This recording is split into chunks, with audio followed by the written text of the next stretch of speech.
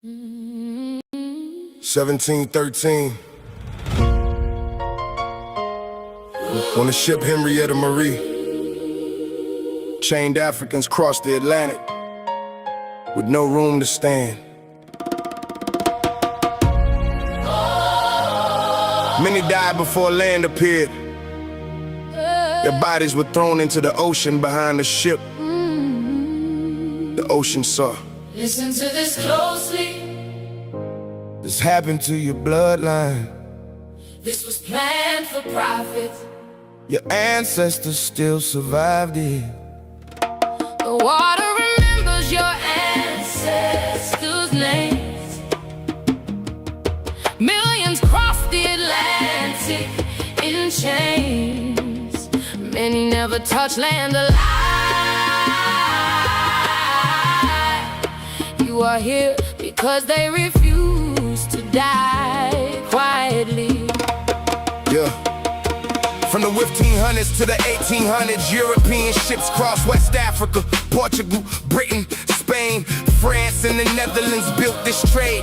They bought and kidnapped African people for labor in the Americas. Historians estimate that 10 to 12 million Africans survived the crossing. Millions more died before reaching shore.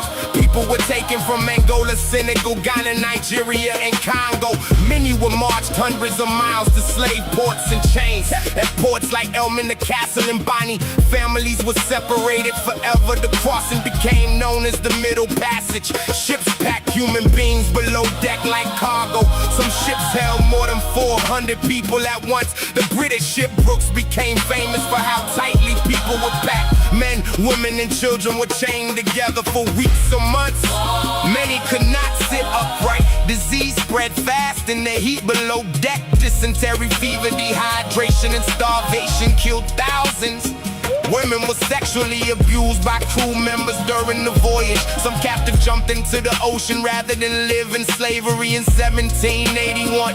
The crew of the slave ship zoned through more than 130 Africans into the sea for insurance money. The owners went to court demanding payment for the murdered people.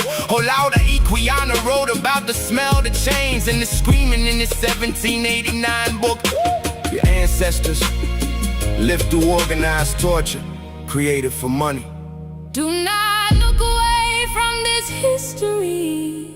They counted black bodies as cargo. But your ancestors kept fighting. The water remembers your ancestors' names. Millions crossed the Atlantic in chains. Many never touched land alive. You are here because they refuse to die quietly. Yeah. The Middle Passage helped build the economies of Europe and America. Sugar plantations in the Caribbean depended on enslaved labor. Cotton plantations in the American South depended on enslaved labor. Banks, shipping companies, and insurance firms made fortunes from slavery. Cities like Liverpool and Bristol grew rich from slave voyages in the United States. Slavery expanded after the invention of the cotton gin in 1793. By 1860, nearly 4 million enslaved black people lived in America. Congress banned the importation of enslaved Africans in 1808. But slavery continued inside the country. Children were still sold away from parents at auctions. Black families were still whipped, branded, and controlled by force. Man, time flying, don't it? Time is flying. Look, let me go ahead and share this out. I got one more share to do. Let me copy this and put it in my Discord, and then we can get started.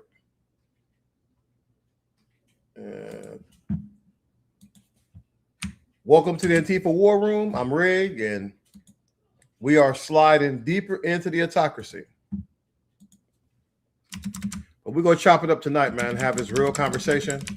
Like I said, guys, sorry I'm not everywhere. I know I've been, I haven't been on up in my signal chat as I need to be, but there's a lot going on right now. Like I said, there's a big push for me to get the stuff I need. As you know, we're under assault weapons ban right now, and The next show is not until 10 days. So that's around like the 20th. And so that's a very small window to get the stuff I need. I've been trying to grab everything else that I can, but you know, you got to be ready. I mean, I got stuff, but I want everything I want, man, because I just think that it's going to be vital, unfortunately. I'll talk more about that during the broadcast here, but this is it, guys. This is it. I think that people need to realize that there's a consequence for putting evil people in power, putting morons in power. There's consequences you pay for that. And I know America's racist, but, you know, I didn't think they would be racist to the point where they would destroy their democracy. But clearly I was wrong. So challenge accepted, man. It's clear that the Confederacy is back. And so there's only one, there can only be one answer to the Confederacy. Black flag energy. That's the only thing that we got for the Confederacy. All right, let's jump to some of these videos. Let's get this popping.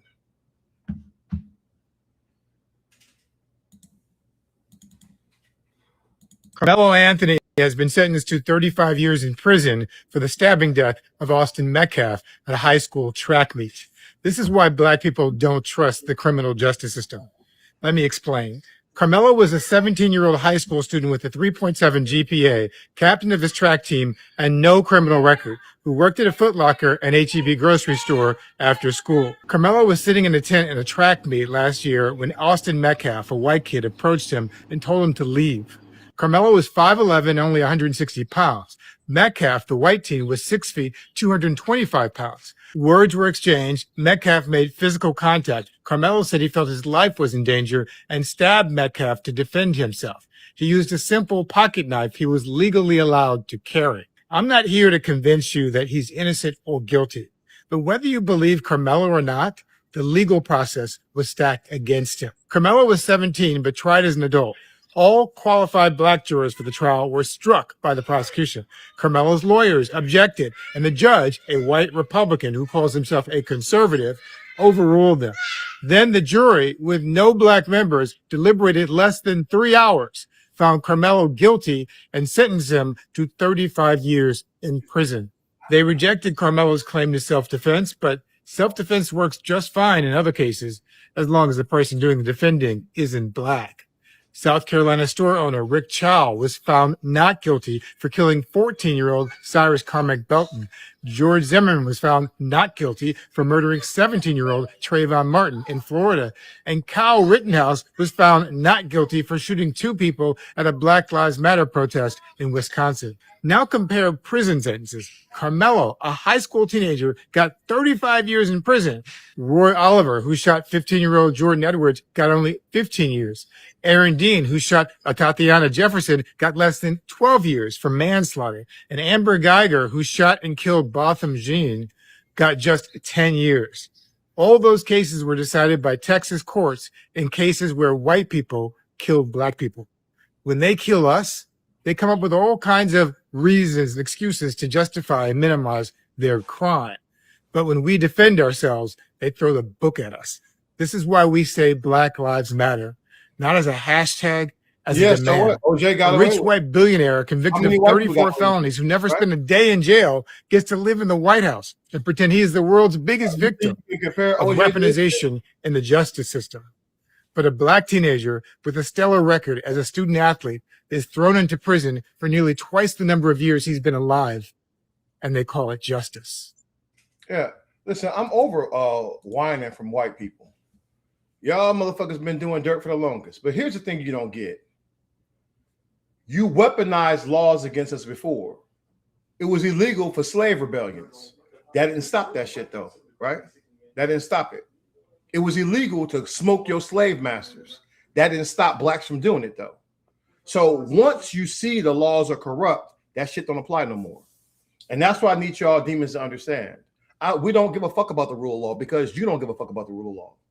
You can tell yourself whatever you need to sleep at night. When shit get dark, we go finish what the Union Gang started. Nobody got time for that shit, man. We see what you do. If you cared about the rule of law, Donald Trump will be president right now. If you cared about the rule of law, you wouldn't have the Confederacy back up in here again. So it's clear that the United States of America don't give a fuck about the rule of law. You bomb children overseas, you commit genocide overseas because you committed genocide here.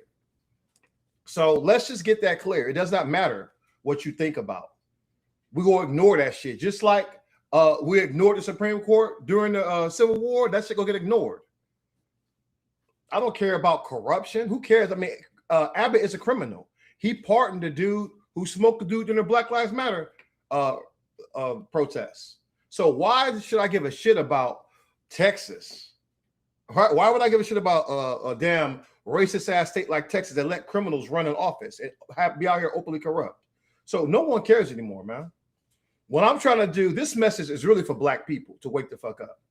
Right? That's really my main target. I don't do dialogue with demons. That's over with. You'll find out sooner or later. I'm not here to argue with you, man. I'm not here. We know what you demons are capable of. Shit. You deserve everything you get. You deserve everything you get. So keep playing, man. Keep playing. I'm gonna tell you, it's not going down. The days of massacring black towns and hunting down black people, that shit's over with, bro. You'll get hit with a Uno reverse card. There's plenty of black people out here right now that believe it's God's will for them to pay you back. And you know what? I'm gonna do everything in my can to empower them niggas. All right? I'm gonna do everything I can to empower them because I believe them. I think it's time for a course correction. We done try everything else. Y'all done tried to throw natives out of here. You done tried to throw us up out of here. But have we tried to get you up out of here? Have we tried getting demons out of here? Right? All right. So somebody said they want to find out how to join Signal. If you want to join Signal, you have to download the app first. Once you got the app downloaded, go into my link tree, and then we can drop that. So it is what it is. Hey, don't worry. Listen, what did Democrats do again there, Kelly? I don't know why you're trying to argue with me. I'm not a Democrat. I'm not a Democrat there, guy. I know y'all got that in your head. I'm independent. I got plenty of smoke for the Democratic Party because the Democrats are failing to fight back against the Confederacy right now. That's what they're doing. Spanberger more interested in banning assault weapons than she is banning ICE. That's why I got to jump through hoops and grab all my shit. But you know, it is what it is. But let's keep going, guys. I'm not going to go too far down the rabbit hole, but just understand the rule of law been out the window. Let's just keep that clear. The rule of law in the United States of America been out the window. You elected a criminal, and he's breaking the law every day. Miss me with that shit. All right, man. I think Plies is up next. You know, I do love him, man. Plies, like I said, he rich, but he still is pro-black. He is still using his voice, man, to fight for black liberation. And I fucking loved it about Plies, man. Love that dude. Hey, this real quick. But dear, I want to say young black men, but shit, dear black men, period. Stay your ass out of that courtroom as best you can. Just stay out that motherfucker. Anytime you got to go to a courtroom, in my opinion, you didn't already motherfucker, like even when you win, you lose, especially if you had to pay a goddamn lawyer and court fees and all. Like you anytime you in that motherfucker, you done lost. And I've said this shit for years, bro. It's two different laws. You got motherfucking white laws and you got black laws, but they ain't the same goddamn law. Nope. And if you don't believe nothing else I tell you, stay your ass, do the best you can to stay your ass out of that goddamn courtroom. Anytime you go into that motherfucker, you is not winning. I wouldn't give a goddamn if they throw it out. You still didn't win, because you still had to give that shit your time. And it's the craziest shit. Like I told the motherfucker long time ago. When have you ever seen a all black jury? Like, we celebrate 250 motherfucking years in this country. If anybody could name one time it was ever an all black jury. Name one motherfucking time. That's fact. You can name 1,000,000 times it had been all white motherfucking jury, but you can't name one time, I bet you, in 250 years that it's ever been an all black jury. And that tells you everything you need to know, right? Do you understand? Never in the history of America has there ever been an all-black jury. Because this system has been set up against us. They've been hiding behind these laws. The same Supreme Court that said that black people wasn't even human, right? That we don't have to respect black existence. So why would I respect the opinion of right-wing demons and the Confederacy? They are fucking the Confederacy. And if your kid is caught, you should be thinking about that Ashana Shakur shit. You should listen. I'm gonna tell you like this, man. My kid got caught up in that shit in the South, and they're free. I'm gonna get their ass out the country. Period. I'm gonna get their ass out the country. That's what I'm gonna do for mine. And woe to anybody who try to come to me. Because that's how you got to play to win, man. You got outlaws in the government. They pardon criminals. So anybody who's still playing by the rules, you a fucking fool. You a fool. They playing in your face. So you should be protecting yours by any means necessary. They showed you who they are now. They're playing in your faces. There are no rules, guys. If you let them demons get you in that courtroom in the South, you know what they're going to do to you. You know what they're going to do to you because they openly racist. They hate black life. They celebrate the death of black life. We're at war. I don't know why people don't understand that shit. We've been at civil war. We've been in a cold civil war since the first one stopped. It's always been a struggle. The moment that they had to admit that slavery, that they couldn't do slavery anymore because we was whooping their ass out here, they've been mad. They've been mad ever since. Everything they've been doing dirt. Oh, the North is racist as fuck too. It's everywhere. Listen, they lost their mind in California. Racism is a white people problem. Period. It's a white people problem. So I don't expect no white person to stand for black liberation because they're not going to fight as hard as we are. But I'm not going to listen to that bullshit. Right? I don't care about Jim Crow Jesus. I don't care about whatever lie they told themselves. I see what these demons do. The United States of America is the most racist country in human history. Prove me wrong. Prove me wrong, man. The United States of America is the most racist country in history.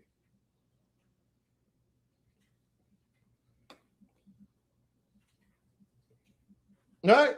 Come on. Who done more? Who doing more against black people? They tortured our ancestors more than Jesus Christ on the cross. They tortured us more than any other villain in history. Even Adolf Hitler, all that shit they talked about him. He learned from us. We took Nazis over there and brought them over here under Operation Paperclip. How you think we got the nukes? How you think we got jet engines? How you think we got stealth technology and aircraft? We got that from the Germans and protected them. Henry Ford was a Nazi lover. In case you did not know, you better go do your history on him. He was racist as fuck. Had people segregated in his little cities. Just so you understand the true history of the United States of America. And when you understand the true history, then you can move properly. A lot of Negroes is down here sleepwalking and shit. That's why you caught up, you still buck dancing. They want us gone. White people lost their mind when we just moved into a place. So it is on. We are at war. I'm going to treat it like we at war. Let's get it.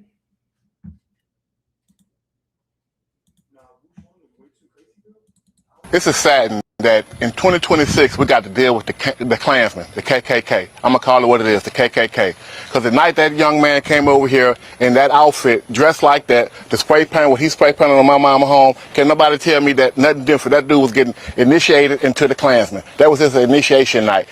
Can't make me believe nothing different. You're not a good investigator because your son got a whole Klansman suit in his room and a whole Nazi flag in his room, and you're supposed to be a good private investigator. She said she want to be tough on crime. Well, this is a crime that she need to get really tough on, her own child. Because if it was somebody else, if it was a person that looked of my color, my nature, I wouldn't even got a bond.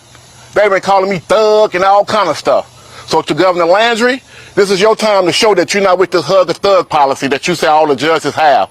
You're not gonna hug a thug, and let's not kiss the Klansman. Because I'm gonna call it what it is. Hold on. Hey, he said we let the elite divide us. No, white people let the elite divide them by being racist. That class unity don't mean shit to me. Hey, a class war don't mean a damn thing to me. Because racist ass white people voted for that demon. Racist ass white people voted to bring us in chains. Bring back the Confederacy. I don't want to hear shit about class solidarity. They showed us what they did when they voted. I don't give a fuck about that. I'm here for black liberation, period. If anybody else want to jump on and get in for that, that's fine, but you got to earn your keep. You got to earn your keep. We're not trusting shit. The left wing is just as fucking racist as the right wing. Right? You see how they cut Kamala throat? The Democratic Party cut Kamala throat. The Democratic Party cut Joe Biden throat. That was not done by the Republicans. Do you understand? So when it comes to racism, that's white people shit. Hell, they just threw our fucking votes out here in Virginia. Oh, Abigail CIA Spanberger let 4 fucking Republican judges throw our fucking votes out while we fight and trying to fight back against this gerrymandering. And she didn't do shit. She said, well, I don't disagree, but I respect their decision. I bet your white ass do respect their decision. The fuck you mean you respect their decision? We voted. We fucking voted. So understand, when that shit get to cooking, weak ass Democrats got to go too. If you're not fighting and you're not in here full throttle against this shit, resist or resign. I don't give a damn, man. Only the worthy should lead this country.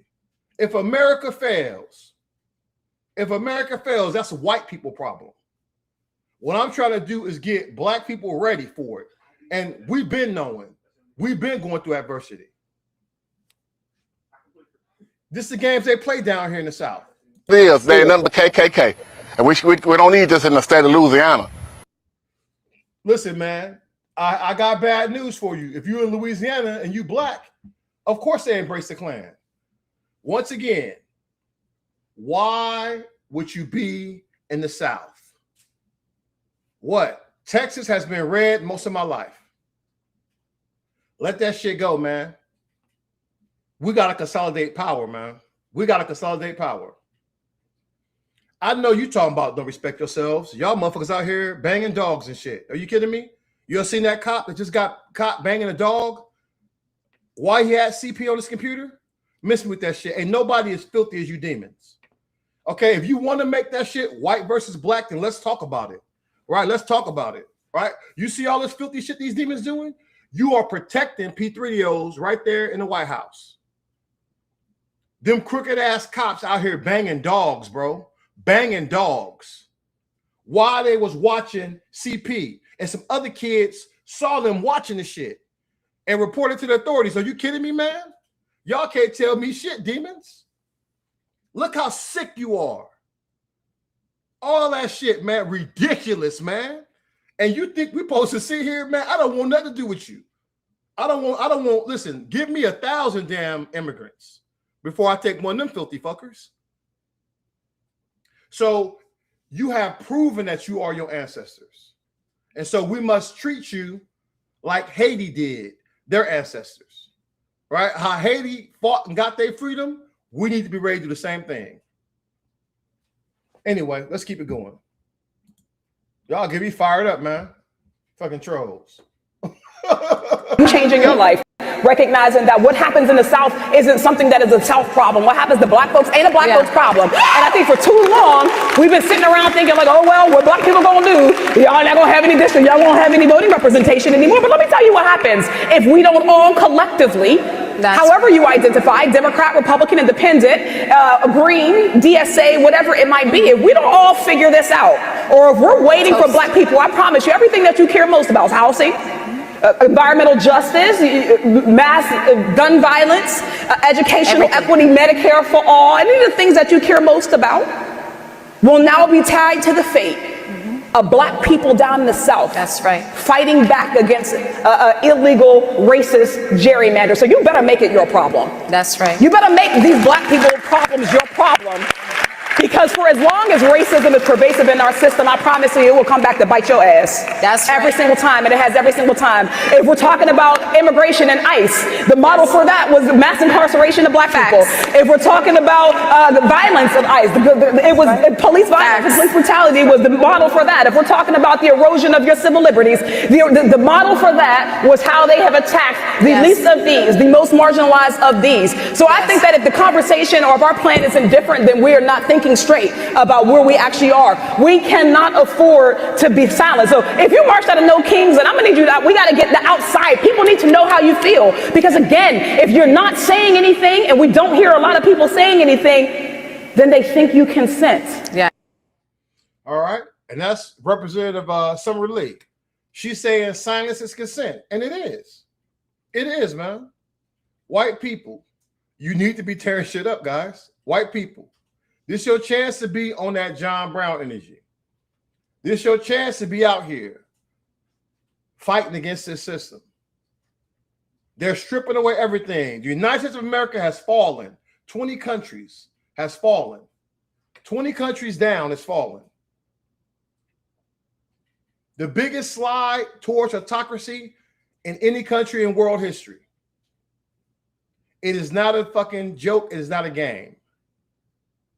They're not building a ballroom / bunker / data center that won't be done in 2030 just to give it to someone else.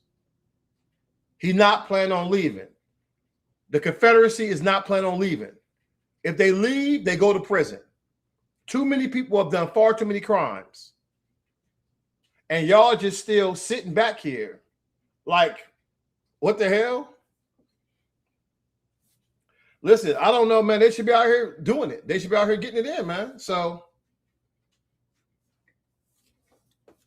that's why I say for the good white people, y'all better start fighting, man, because we're going to stay back in reserve. Black people, you need to hang back and be smart. When we come out for war. When we come out to defend our neighborhood and then matching the seat their energy. The times of walking and holding hands and singing, I ain't gonna let nobody turn me around, turn me around, turn me around. That shit over with, right? You better have some motherfucking knuck if you buck. You better be armed to the fucking teeth. You better be ready to clap shit. That's the only way we should be out in this bitch, armed to the teeth. Everyone should be armed to the teeth. Everyone should be ready to send a demon to hell if they roll up on you. That's the energy you need. Period. We're going to bring up Jasmine Crockett because, you know, I love Jasmine, man. Even after they cut her throat, she is still out here standing on business. Fucking Texas, man. We need Jasmine. Come to Virginia, girl. We'll treat you right up here. Come to Virginia. We're the last blue state in the South. Come be our governor. Hey, after Spanberger got to go after this term. Come down here or run for president. Shit. Listen, I'm telling you, hey, listen. Wife had to be mad because I damn sure donate half my damn retirement, man. You can have that shit. You can, hey, take that monthly shit. You can have it. We need people like her in power. We need powerful black women. Jasmine Crockett spoke for all of us. Listen to her, man. Listen how she rolled. White men are lecturing people of color because the vast majority, actually, any semblance of diversity comes from this side of the aisle. You want to tell people of color who is fighting for who? People of color do not feel comfortable or welcomed within your party. That's why you have to parade someone who has the name Dr. King attached to them so that people can be confused, because I have been reading the comments online and people are like, who is this Dr. King? Because you want them to believe that somehow she espouses who Dr. King was, yet you've yet to have MLK the third come in here. You've yet to have Dr. Bernice King, the ones that were actually raised by Dr. King, the ones that actually probably understand the teachings of Dr. King. And I just want to be clear, because I want to talk to y'all about what the Dr. King had to say about racism, so that y'all don't get it twisted and don't get it confused just because you see the name sitting in this room. Our nation was born in genocide when it embraced the doctrine that the original American, the Indian, was an inferior race. That was from his 1963 book, Why We Can't Wait. He also said, Hold up. Somebody said progressive candidates only. Man, I don't give a fuck about that shit. Pro-black candidates, right? My first consideration, pro-black. Jasmine Crockett is pro-black. I'll fucking vote for Jasmine Crockett over any other consideration, just so y'all know. Progressive, leftist, liberal, none of them titles mean shit to me. I'm here for people who are here for the promotion of blackness and for the advancement of black people. And that's what Jasmine Crockett represents. She is fucking black liberation. She is black liberation on that ass, man. She represents black excellence. In Texas, y'all's a fucking fool to let her go. in the final analysis, racism is evil because its ultimate logic is genocide. If one says that I am not good enough to live next door to him, or to have a good, decent job, or to go to school with him merely because of my race, he is saying consciously or unconsciously that I do not deserve to exist. This was from his 1967 speech, The Other America. So just to be clear, y'all don't seem like y'all even understand what a hate organization is. So I went to Google to help you out. A hate group is an organized group whose beliefs, practices, and primary purpose are centered on advocating malice, hostility, or violence towards people based on their immutable characteristics such as race, religion, ethnicity, gender, sexual orientation, or disability. Listen, Jasmine Crockett is fucking brilliant, man. Brilliant. The best of us. Remember, Greg Abbott destroyed her district and destroyed Al Green's district because that P3DO felon in the White House told him to. She did not lose a fair election. Her district was destroyed and Al Green's district was destroyed. She tried to jump to the Senate to keep her damn, political viability going. And white people, you should have rallied behind her for that. But everybody got some excuse why they can't do something. So miss me with that AIPAC shit. AIPAC don't mean nothing to me. I don't care about AIPAC. That's white people's problems. White people created Israel. White people funded Israel since fucking 1947. And you let Israel, United States of America directly help Israel become the fucking monster that it is today. I don't want to hear shit about AIPAC. I'm here for black liberation. If you got a problem with AIPAC, you go take that shit with racist ass white people. But I'm not going to let that shit be weaponized against pro-black candidates. Fuck about that shit. I don't care about that. That's just something that the racist leftists use to attack black candidates with. In fact, if you're talking about Jasmine Crockett now, talking shit about her, or Kamala Harris or Barack Obama, in this environment with the Confederacy at your front door, you the ops. You the ops, man. You're going to be treated like the ops. That's why I drag them to hell. I don't give a fuck what color you is. If you still got smoke for Jasmine Crockett, we dragging you to hell. Hell, you are the worst of us, especially if you black. We know what you do. You the type of people that snitch on the slave rebellions. You the ones that stabbed Martin Luther King in the back. That was there when damn Malcolm X got set up. So you have to be treated the same.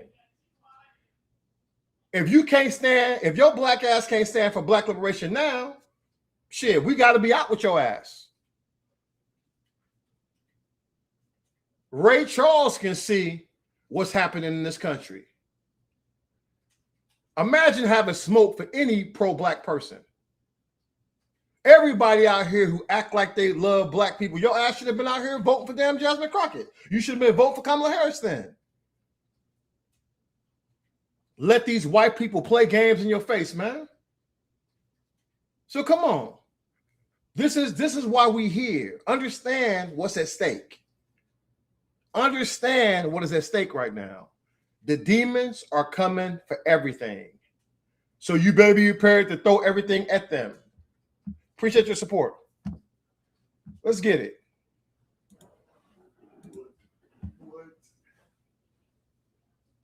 If Jeffrey Epstein was on TikTok and he said a couple of things that was relatable, y'all bitches would be fangirling. Y'all hoes sit up every fucking day talking about a revolution and a civil war. Y'all bitches are weak in the motherfucking knees. Stop acting like you're progressive, bitch. Your morality meter is in your fucking asshole. Sit up just because a bitch know how to do makeup and say a couple things that you might relate to. All of a sudden, you don't give a fuck about the predatory behavior of somebody, about the nasty, disgusting ass, out of touch shit that people be saying. Y'all don't give a fuck about none of that shit. Oh, but I love his eyeshadow. Stupid ass bitch. It's 100 fucking people on YouTube and Instagram every fucking day doing eyeshadow better than his. And y'all sit up and wonder why people like Donald Trump are able to be so supported at the fucking rate that he's supported at. Y'all love predators. Y'all love people that are deemed bad people. Y'all think this shit is a niche. Y'all do. Y'all think being a horrible ass, disgusting ass, creepy ass, predatory person is a fucking niche. That's what you bitches think. And sit up talking about a fucking revolution, sit up talking about a civil war. Y'all hoes are weak in the motherfucking knees. A bitch could commit a motherfucking heinous ass crime and turn around and call you pretty, and then all of a sudden everything that the bitch just did don't even matter no more. Weak ass bitches.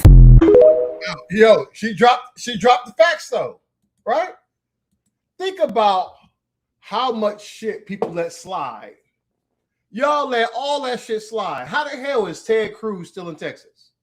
How did y'all let Greg Hot Wheels Abbott survive Uvalde? Destabilize the grid. They let you steal money, man, and cause floods. And they still forgave all of that. So that's why I say, man, what you doing? Well, you have to think strategically now. I would never be in a red state. I'm not wasting my time with it. I'm not wasting my time in a red state. We need to be consolidating resources so we can build up a black state. That's what we need. We need a pro-black state. Fuck Black Wall Street. We need Wakanda. I want to turn Virginia into Wakanda. I want this shit to be strong black.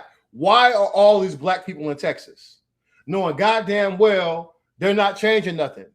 They still telling you Texas gonna turn blue. When is Texas turning blue? Because it's going farther into the Confederacy right now.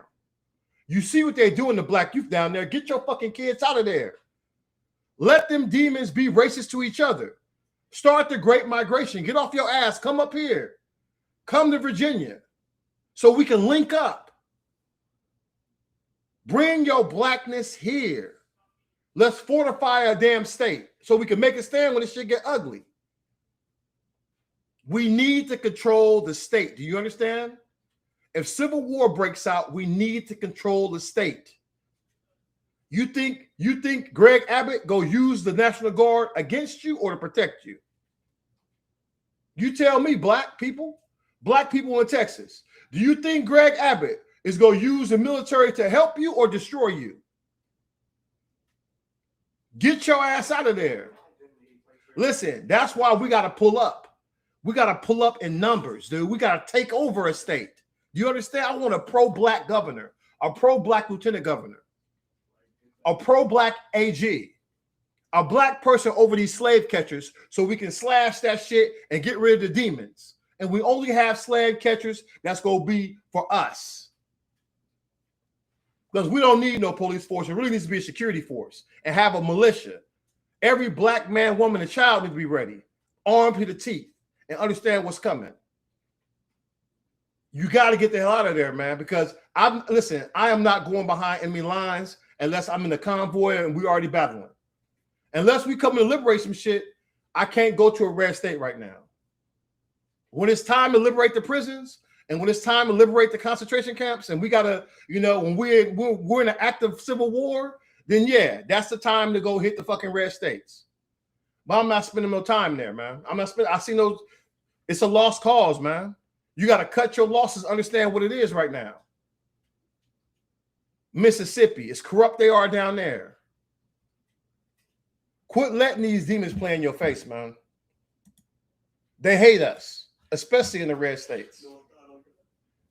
Let's get it. The reason why poor white people continue to support Donald Trump, even though his policy directly makes their lives even worse, is because they don't actually vote for politicians on the basis of policy. They actually vote for ideology. Donald Trump embodies whiteness and he upholds white supremacy. And for a lot of poor white people who have accomplished nothing in life, who have very little access to opportunity, upholding something that gives them worth, even though it's based on the one thing that they had no control over, even though it's based on a lie, is more important than fighting for a system where everyone benefits. And this is why there's always a sort of state of confusion when people say, how can you vote against universal health care? Why would you not want more money going to schools? Why are you okay with a politician blatantly taking your tax dollars and pocketing it, rather than using it for the greater good? When poor Europeans came to America, they received a benefit in America that they were not afforded in Europe. And that was whiteness. And all they had to do was abandon everything they learned in Europe, abandon their heritage, their language, their customs, their traditions, anglicize their names, and they were afforded every single privilege that they did not have in Europe. They could be entrepreneurs, have access to loans, send their children to good schools. They were finally on the top of the hierarchy. And I don't think people realize how much success and building wealth and having money is tied up into whiteness. It is a political term that was born out of capitalism. And so for these white people who have not actually succeeded under this system, whiteness means everything to them. This is why you have poor people who are so against systems like socialism, even though it would give them more power. It would give them more agency. That would actually require that they give up the one thing that they value the most, the one thing that gives them value. And if that means worshiping someone like Donald Trump, while he destroys Social Security, makes their lives more unaffordable, makes it more difficult for them to access healthcare, that is what they're willing to sacrifice. Straight facts. And that's why they're there. So I don't waste time talking to Kool-Aid drinkers. If you still support Donald Trump, you're beyond redemption. If you voted for Trump 3 times, you're beyond redemption. That is for other white people. White people can go talk to them. I'm not wasting my time, my platform, my energy. They are the ops. They are the Confederacy. They should be treated as such.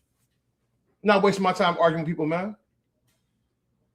I am here for the 65 or 60 fucking 65 million or 75 million people that voted for Kamala Harris. And I'm prioritizing black people, just so y'all understand. I am here for black liberation. I hope that big ass sign that you see behind me in my videos clear up any misconception. This is a black liberation space. Everything I do, I'm a cater to blackness.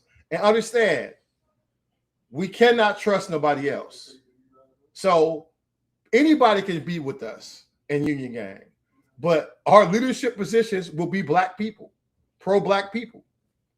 That's how it has to be, because white people showed us what they value in 2024. They value their whiteness over the country and over the progress of the country, which is pretty sadistic, man, in my opinion. All right, guys, listen, I don't get paid shit from these algorithms. I don't get paid from none of this stuff. You know, I've been banned 31 times, probably working on my 32nd one. The way I dragged Vivek Rami Salami today, I went hard on his ass. I know he got pulled off Facebook. I don't care. I made a clean version afterwards, but I told him exactly what I thought of him. I used the exact same. Hey, I called him exactly what they called him. So if I lose another account, oh well, man, a notch in the belt. I really don't give a shit.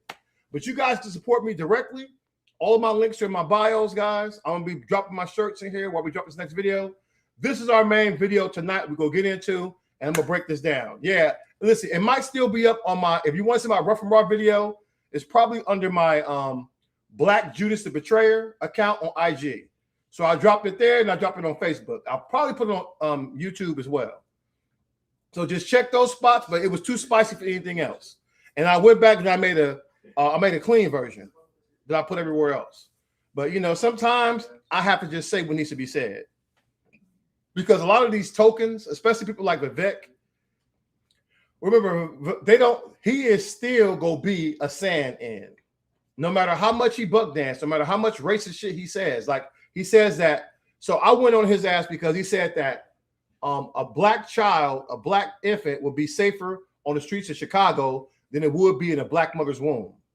So those are on-site words, honestly, right? They really should be running up on his ass for that shit. So Vivek really, like I said, it should be on site. He bent on that shit though. They don't want him either. Fucking Ann Coulter told him to his face. She told him to his face that she not voting for no Indian. And I called him exactly. I used the exact same slur that they love to use against them. So if it's up to me, I would run his ass back to fucking Mumbai. He can go over there and do that shit over there, man. He a disgrace. And he gonna get shown no quarter two. His money not gonna save him. They don't respect him. They will use that money, but he is still gonna find out tokens get spent. He think those racist ass white people go make him governor. An Indian governor, Ohio. Send Negro, please. Please.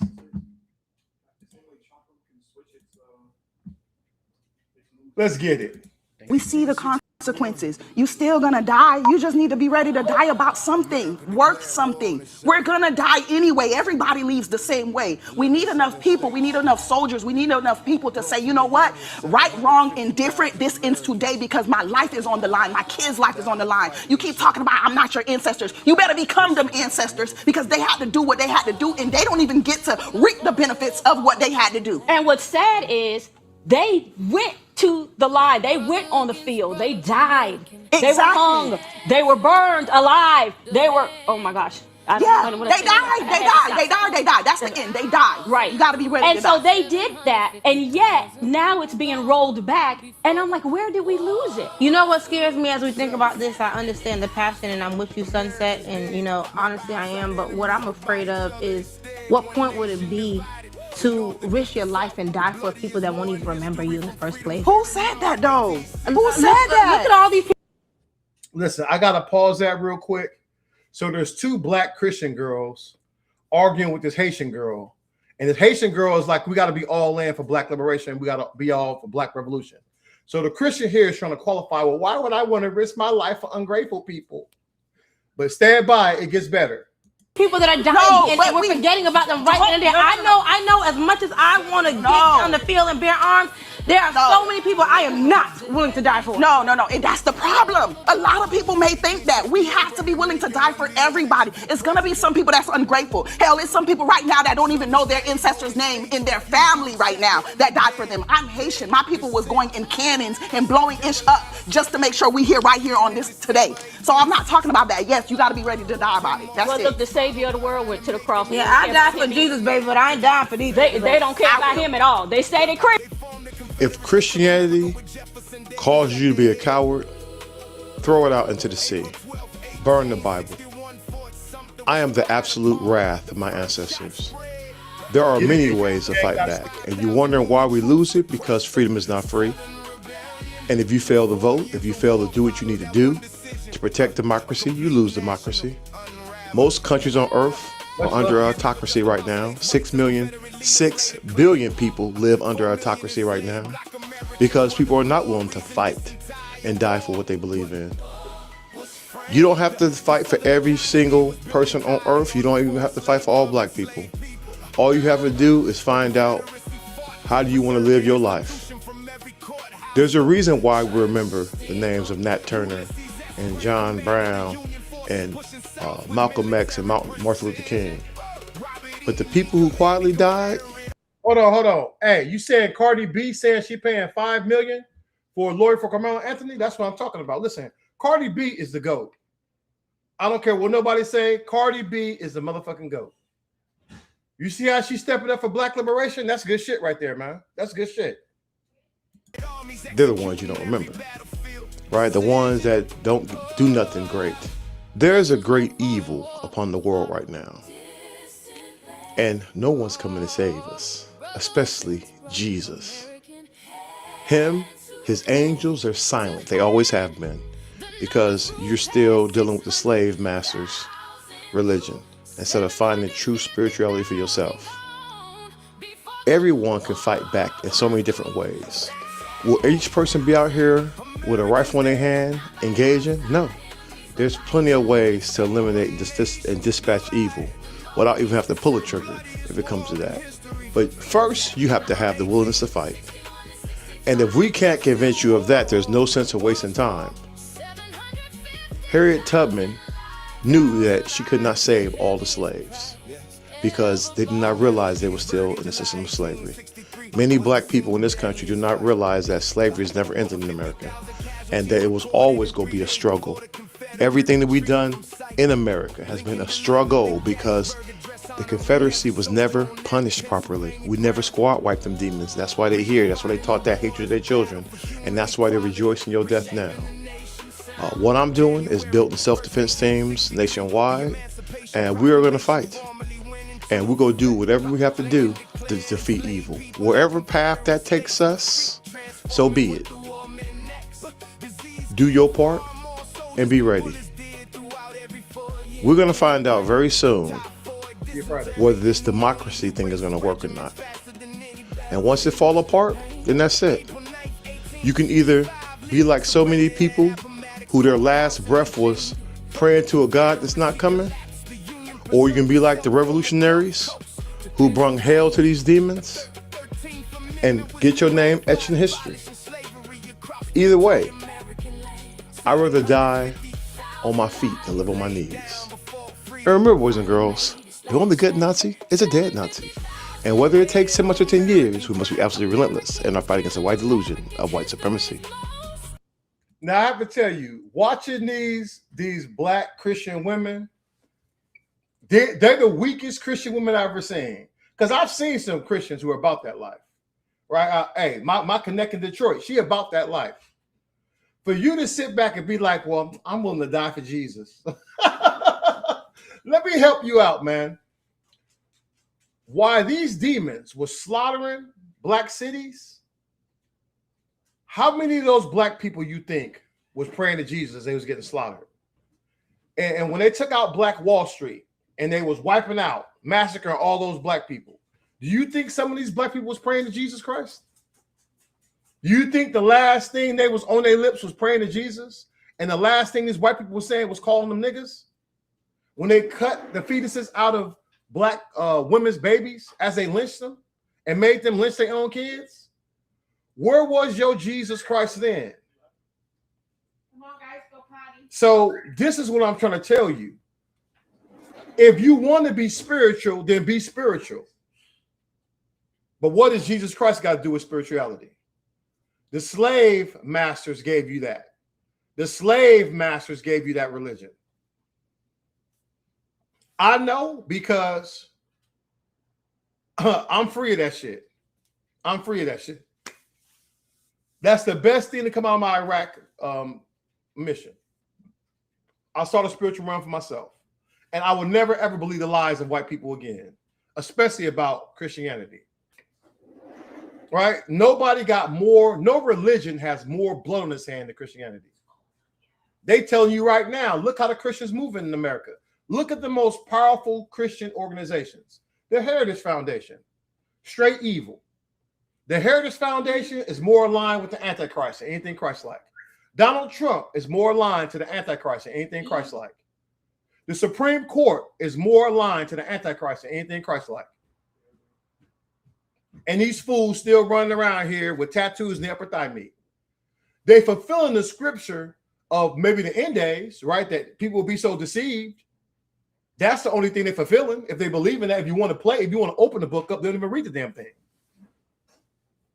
So we got to be about what's happening in the real world. In the real world, the Confederacy is here. Our mortal enemies are here. So you got to play your position. We're not asking everybody to be out here with a battle rifle fighting in the middle of the street. No. But you need to be ready. You need to be ready to defend yourself. Ain't no angels coming to get you and save you. I suggest you keep you a sword of the spirit with you. Right? That's my spiritual warfare right here. I keep that shit with me. In this bag this is backpack Mogadishu.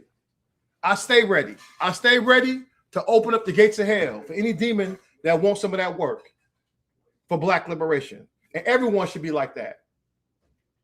My sons are ready. They heavily armed. I'm more heavily armed now than Iraq and Afghanistan. And every black person in this country needs to be the same way. I'm not going to let no politician disarm me. Oh, man. What the hell, bro? Guys, give me a sec. My boy calling me. Oh, never mind. Never mind. I jumped off. We good. I'll wait. I don't want to jack all this up. I catch him afterwards then. Oh, shit, he called him back. Hey, bro, what up? No, I probably went to the voicemail. I'm live, but I'm walking away from the thing. So what's up? Yeah. I wonder if you do me like one favor, like take like 20 minutes or whatever to check on my cat real quick. I actually worried that we checked to make sure the cat wasn't in the deli lunchroom before we closed the door. Now it's got everything down. I'm pretty sure it's the cat. No worries, man. Listen, you know I got you, bro. Listen, yeah, as soon as I'm done here, man, I'll go over there and check it out. Yeah. Just let me know. I'll turn the alarm off. All right, yeah, we'll do the same drills before. I got you. Yeah, man. No, I got you, bro. I got you. I'll take care of you. All right, I got you. All right. All right, guys, I'm back. I had to deal with something real quick, man. My battle called me up, man. I had to take care of him real quick. I got a mission I got to run after this. All right. Let's get back into this. Look, everybody has a position to play. We all got a position. The military, just like a regular society, everybody has a role to play. There's all types of different jobs. But first and foremost, you got to have the courage to fight. You got to have the courage to fight, man. Everyone should have basic weapons training because you have to be ready to defend yourself. I don't know why this damn thing. Give me a second. Why the fuck is this damn thing on crazy? There we go. I was wondering why the hell my screen was so dark. All right, I had to fix that real quick. But look, so you're going to need scholars. You're going to need intellectuals. Hey, somebody got to rewrite the Constitution. Right? If this thing falls apart, we're going to need intelligent people to write a new Constitution for the country. We're going to need people who can build an equitable system for everyone. But we're not going to be able to do it right now. Right? So, yeah. So that's it. That's what we got to do. Everyone has to be prepared to play your role. So those two ladies in that other video, they was pretty shook. And listen, if you're scared, I mean, hey, do your thing. Do your thing, man. But even when I was a Christian, I believed in being courageous. Now, you also got to know your weapons. In a democracy, your primary weapon is the vote. Understand that. I study the enemy. If you look at the Klan, if you look at groups like the Black Legion, they believed in voting, but they just believe in voting white. That's the reason why you don't have an all-black jury in this country, because they vote for all white juries. And that's why, as a black person, look at how hard they make voting. You should be voting every time, every election, from your HOA meetings, man, to the city clerk and clown, and the local town. You should be voting at all of that, because that shit's important. These are the people that's going to fund money to you. So you have to. Well, listen, the electoral vote matters because racist Confederate states demanded that. And no one ever came back to challenge it and overturn it. That's why we still have electoral college. Electoral college supports the Confederacy states. That's it. They want to give a small town. Remember, there's more people in DC than most of these other red states. But they don't want to give them power. They do not want black people voting in this country. That's why they're still fighting to this day. And that's why you should be voting. It's your primary weapon. If you believe in a democracy, and there are more autocracies than there are democracies right now. If you want more about that, I did a whole ass deep dive. I believe it was back Monday I did that. Go check that live stream out. That's why we're here. That's why we're dealing with all of this. That's your primary weapon. But it is not your only weapon. Look at the boycott. Look at the boycott we're doing against these Asian stores. Look how they're losing their mind right now. One thing that people got to realize is the power of the black dollar. We need to be operating like Black Wall Street. You shouldn't have to boycott shit. You should only spend your money with black people. You should only spend your money with black people. Now, I understand there's going to be times you can't, but that should be your goal, to circulate your currency among black people. They made this shit about race, not me. Racist white people in America built this racist system to benefit them. So we have to fight back against them. Your dollar is important. Where you spend your money at, where you rest your head at, all that shit's important. You should be uplifting black business, period. With the technology we got, that's what you need to be doing. Why would you be in the store? Why would you be in the store that don't want black people in there? I dealt that shit as a kid. But you think I'm going to some raggedy ass store that don't like black people, that's not being run by black people? If a store accused me of stealing, they'll never see me again. They'll never fucking see me again. Fuck them. Fuck them forever. Keep that shit. Spend your money where you want it. I never was into that damn designer shit. I never was. If I'm a millionaire, I'm not running with no Prada, none of that dumb shit. I've never been trying to keep up with the Kardashians. And I damn sure don't give a fuck about no designer shit like that. Shit. We design our own shit and make it go. That's what we got to be on. And more importantly, you got to be armed. Listen, once again, go research all of these black cities they destroyed. We were not armed. You only had a couple of people here. A couple of soldiers fighting. That's how they wiped out Black Wall Street. That's how they wiped out Seneca Village. That's how they wiped out Oscarville. That's how they had the lynching Olympics with the Red Summer. You were not armed. Do not let history repeat itself. They out here spray painting shit and calling you ends again. And mugs out here openly rolling with the Klan, openly supporting these demons. That's what they want. They want a race war. Fine. Challenge accepted. Shit. Go kick their ass again. But you can't fight no race war with prayers. Unless you locked in and you can call in fire from heaven. Listen, I'm all about spiritual warfare. If you know the cheat codes to call in heavenly airstrikes, I'm here for that shit. I'll be right there praying with you.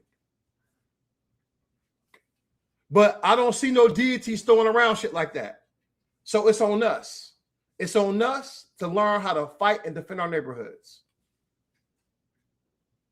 And you need to be ready. You need to understand the three basic types of weapon systems. Pistols, the things that you conceal that you keep on your person. And some pistols have assault rifle capabilities. You got to go, girl. Go on. Let's go. You got to go, girl. Come on. Not right now. Shuri, come here. She all up and stuff. Little Black Panther over here running around. Come on. But that's one of the weapon systems you got to have. Secondly, you got to have them shotties. Shotguns are devastating for home defense. You need them, especially in a close range situation. Man, that's what you want. That stop all that, especially with specialized ammo. That stop all that craziness. And finally, you need some type of assault rifle itself, because that takes care of multiple enemies or if you got an air to block out, if you got to protect your neighbor, you can have airlock and fire. You can suppress. There's so many different things you can do with that.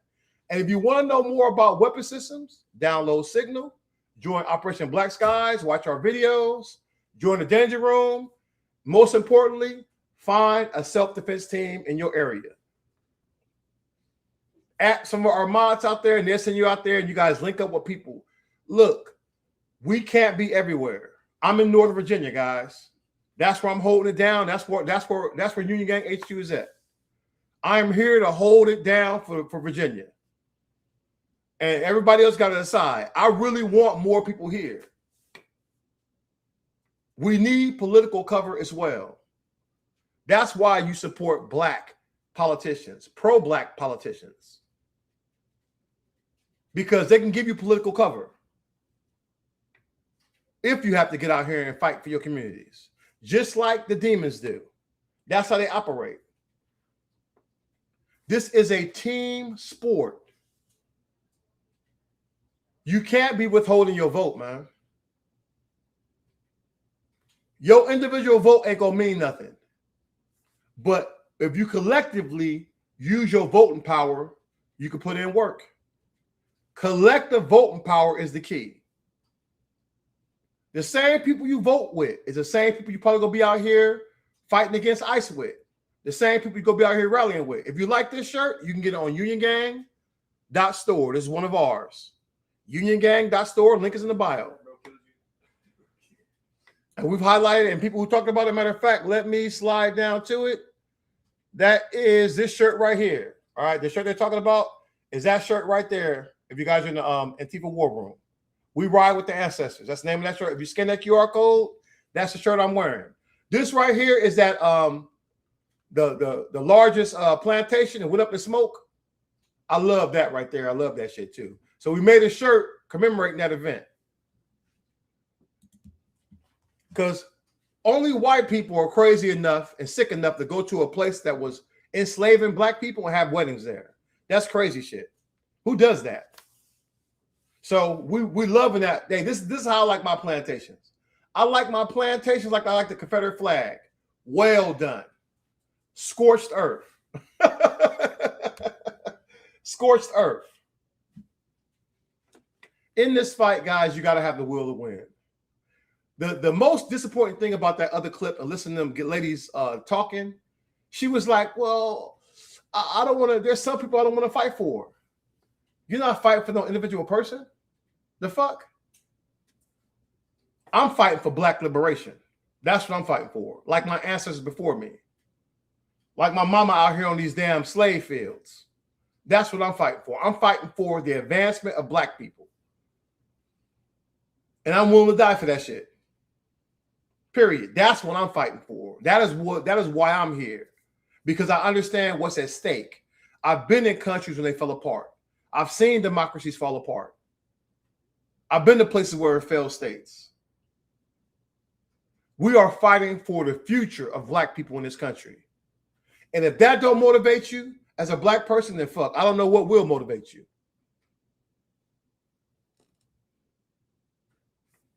Courage is not the absence of fear.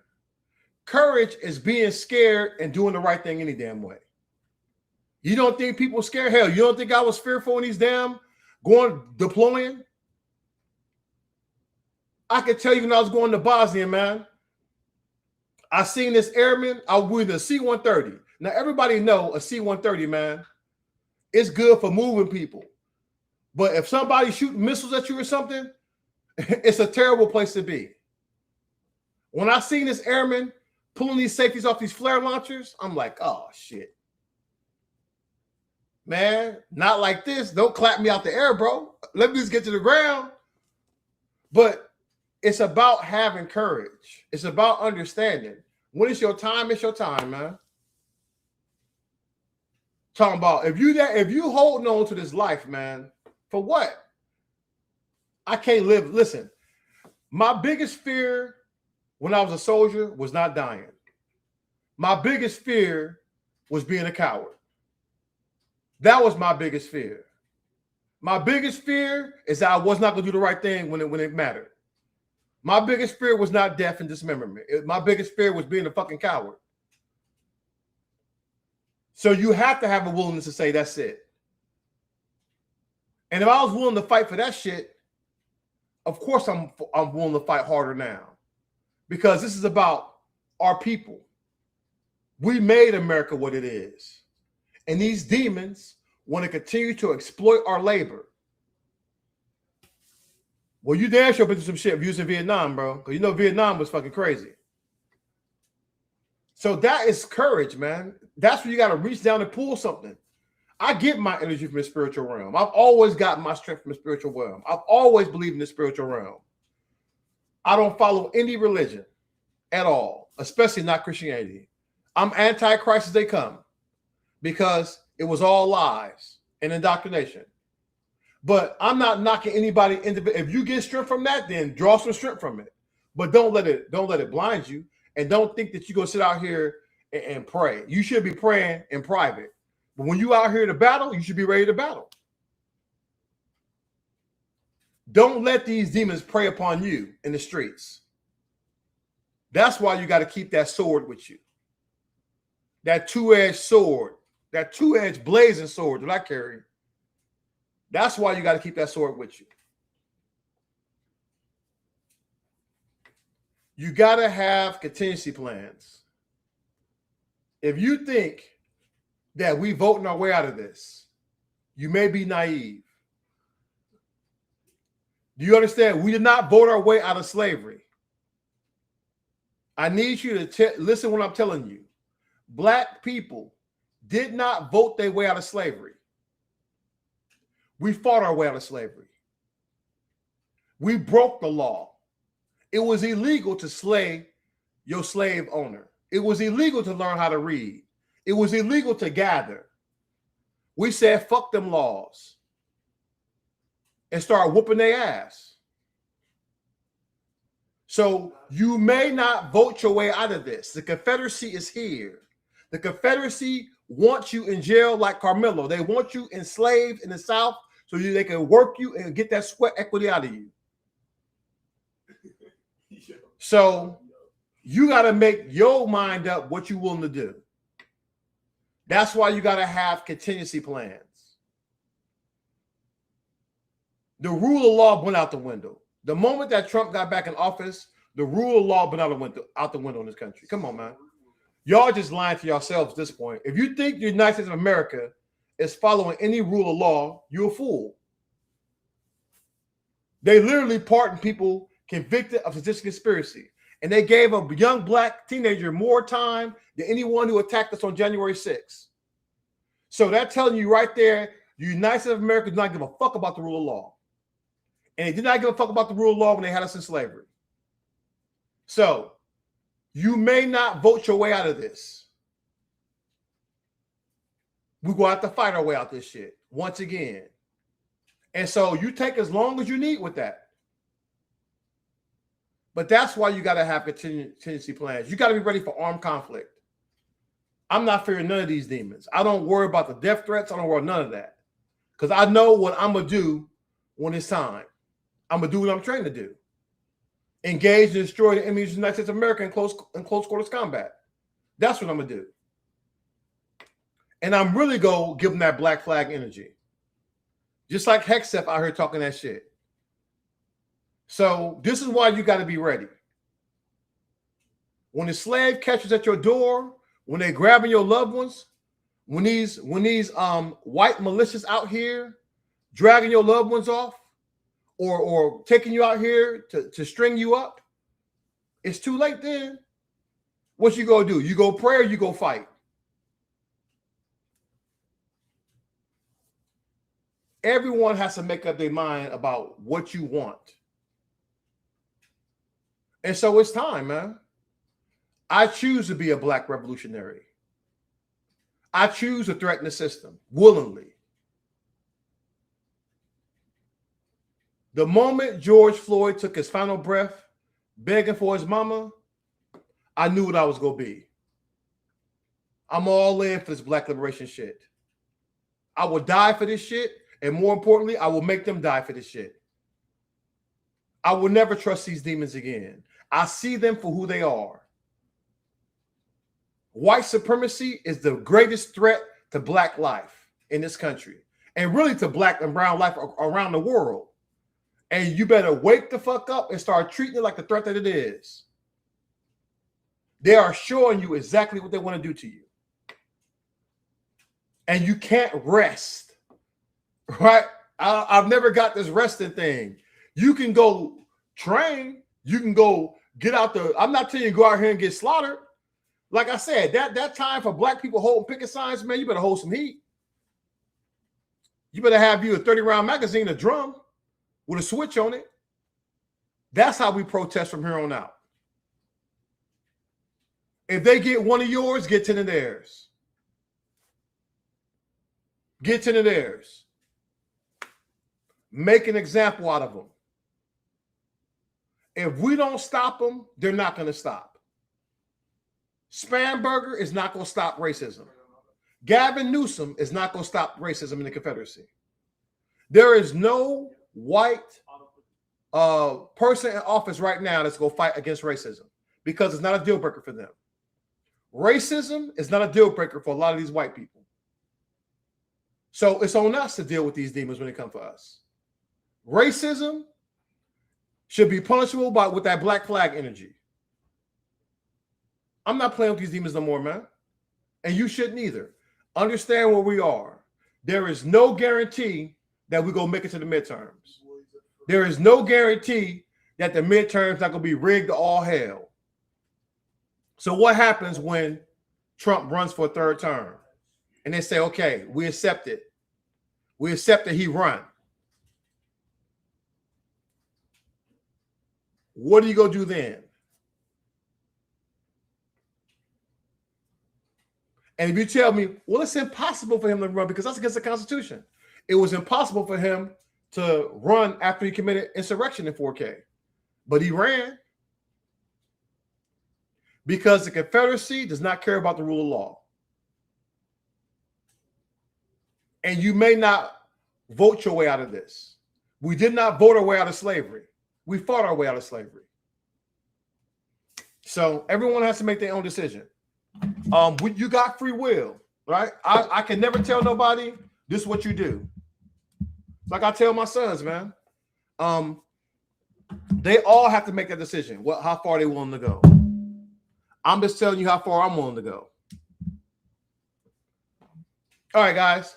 I am done with my talking points, man. Let's get some people up in here in the box. Hey, I am on my U.S. Army Overlord account on TikTok. If y'all want to get in, drop a 1 in the chat and put your requests in. Let's talk about it. All right, we're talking about Black Revolution tonight. What that means for you. What do you want to do for this? What do you expect from this? And what is your plan going forward? You know, like I said, I've lost a lot of faith in this political system. I doubt if they go rise to the challenge. I see very few people fighting back. And the people who fight back the hardest, Democrats cut them in the throat. Jasmine Crockett's still out here fighting, man. Incredibly talented woman. Incredibly pro-black woman. But racist on both sides, man, plotting against her. So it is what it is. And I think all those things go push us closer. Cornbread, I got you. Cornbread, what's going on with you? Can you hear me?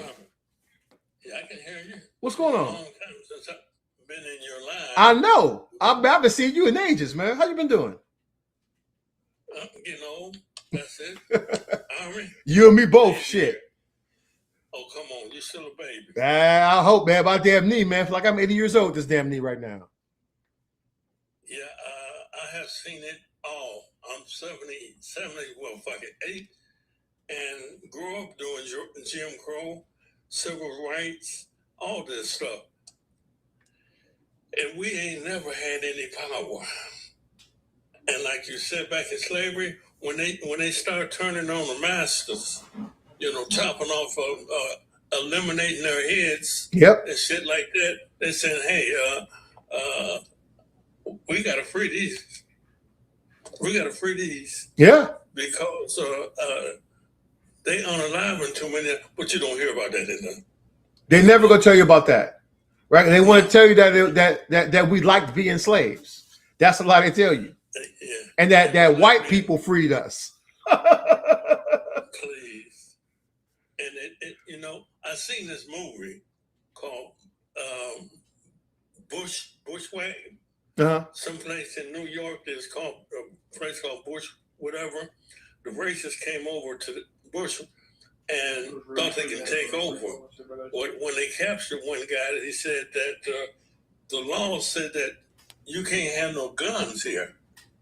So we thought this would be an easy take, or pew-pews, excuse me. Yeah. This would be an easy takeover. Well, it wasn't, you know. And I am so proud every time I'm on TikTok watching these young girls handle, you know, the heat.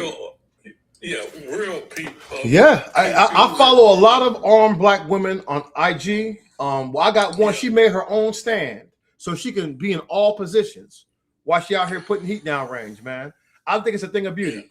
I love seeing black women hold that heat because that's that warrior energy, and that's the great equalizer, women.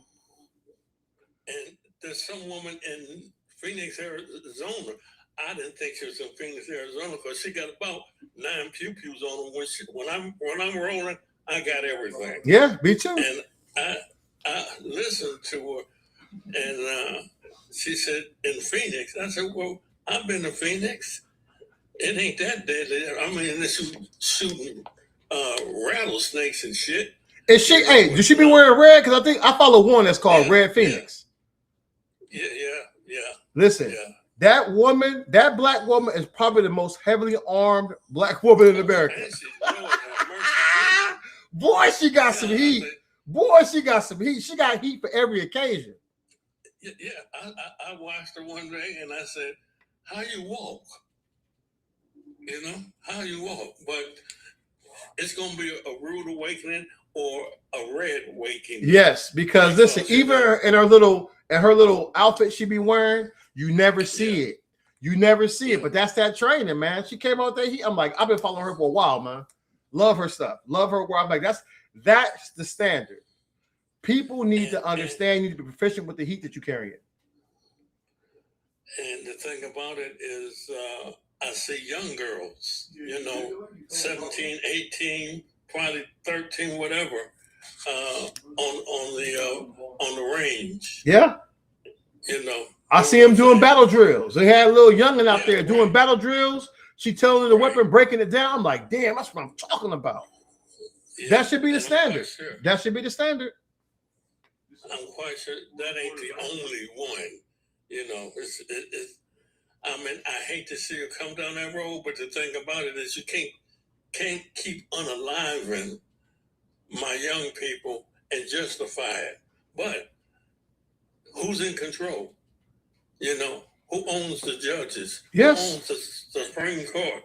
Yep. You know, and you got this Asian guy, you know, I looked that up. If it wasn't for the civil rights movement, we probably wouldn't have Asians here today. Exactly. Because, you know, Pink Toes wanted you out of here.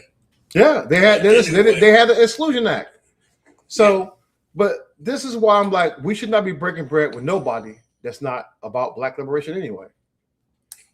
We have to move like they do. Go to my page. This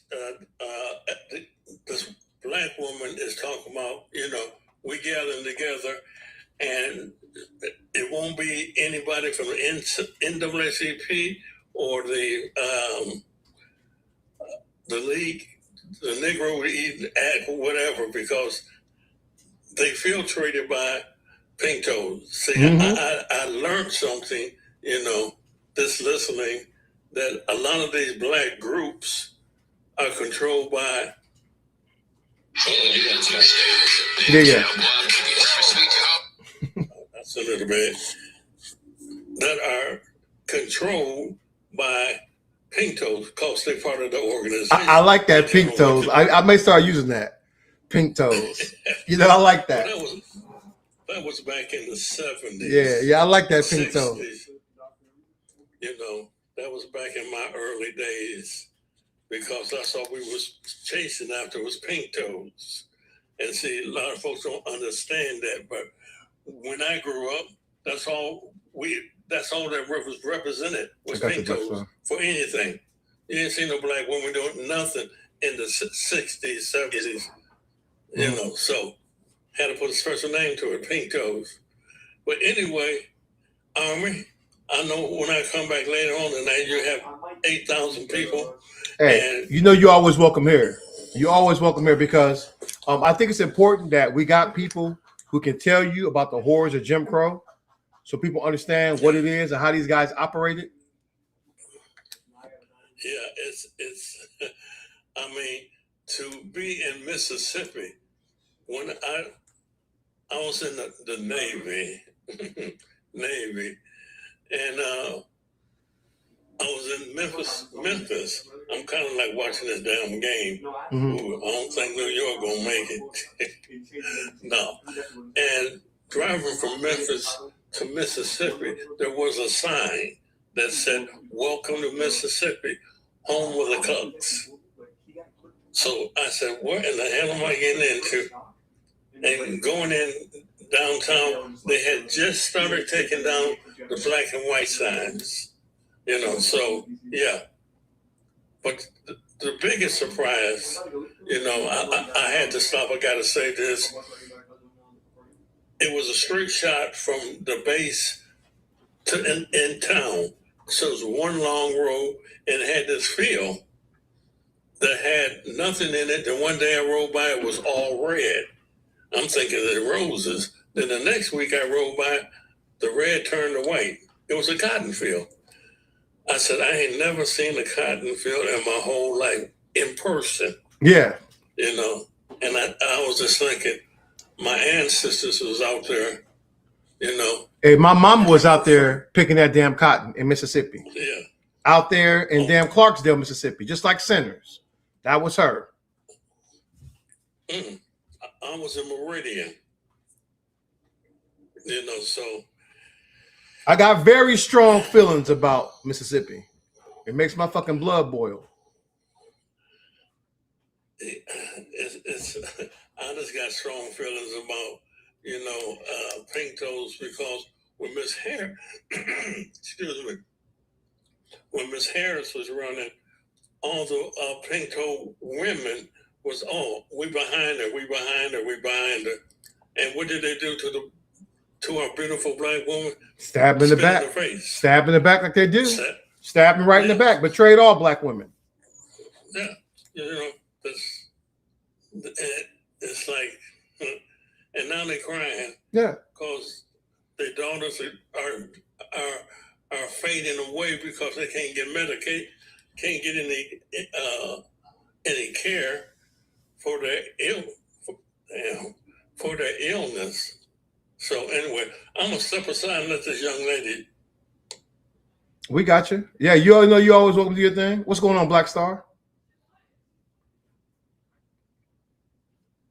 What's good, Big Red? Yeah, you know, it's on that revolutionary energy right now. Yeah, and I feel you. I mean, what do we need to join? Who do we need to link up with to be a part of this to combat this head on? That's what I want to know. One of my goals is get these black weapon groups. We got a couple here in Virginia. I'm trying to link them up. I've been talking to like the local like black gangs, everybody. I'm like, dude, this is an all call for everybody. I'm like, everybody who understand what it is right now, we need revolutionaries, people who understand what is happening out here and what these people are trying to do. And so that's really what I've been doing, been trying to reach out as much as possible. I'm about to do some more stuff here on Juneteenth. I'm going to be out here grabbing people up and recruiting, actively doing stuff. Plus, we're trying to outrun this weapons ban July 1st. So there's, like I said, there's a few items I still want to get, and I'm just making it happen. But I think we have to be ready now, guys. Everyone needs to be you know, at that weapons priority, you know, DEFCON, getting down to DEFCON 1, because we see what's happening. Of course, you got to vote. Of course, you got to do everything you can. But I tell black people, especially, hang back.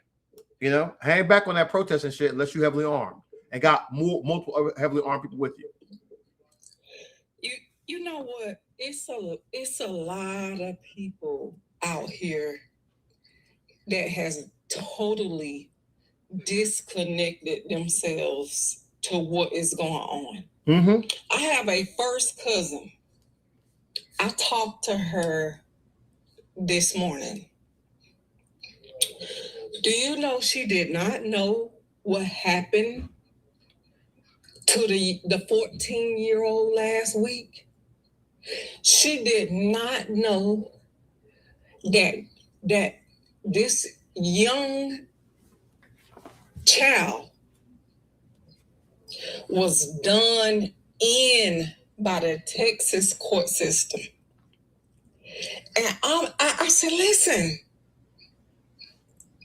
you got to come out of that goddamn oblivious shit you on, man, and look at what's going on in this country. We got a president. You got to stay woke, right? You got to stay woke. Shit. Well, listen, I hope I woke her ass up because she's a Christian, and you know they get lulled to sleep. Black star on her ass. Wake the fuck up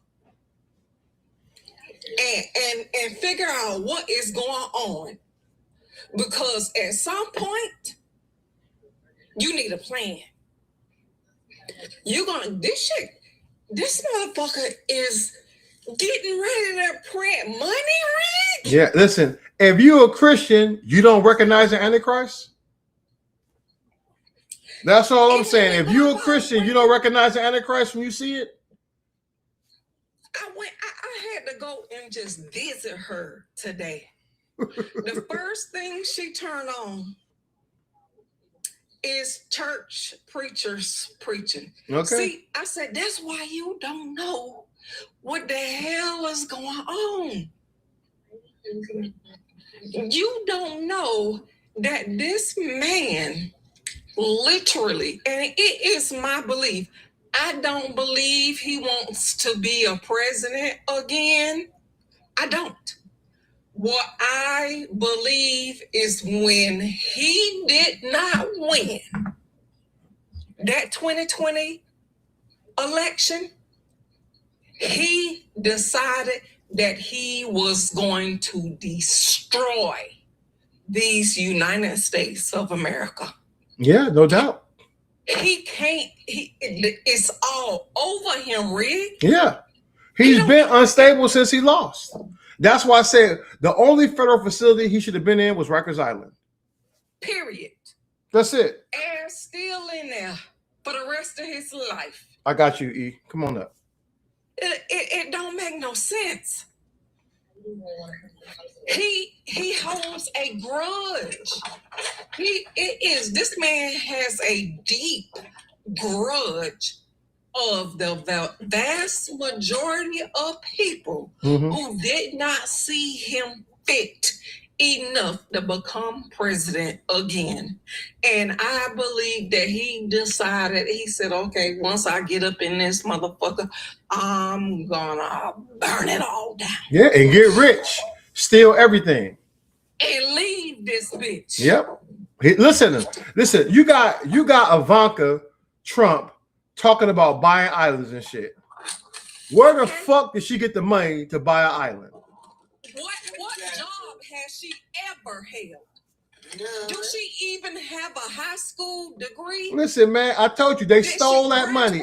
Kushner got all that cash, man, from the Saudis and stole all this back channel money. They've been robbing the states blind. That's why he want to say that they can't prosecute him or any of his family because they still know the fucking money. Yeah.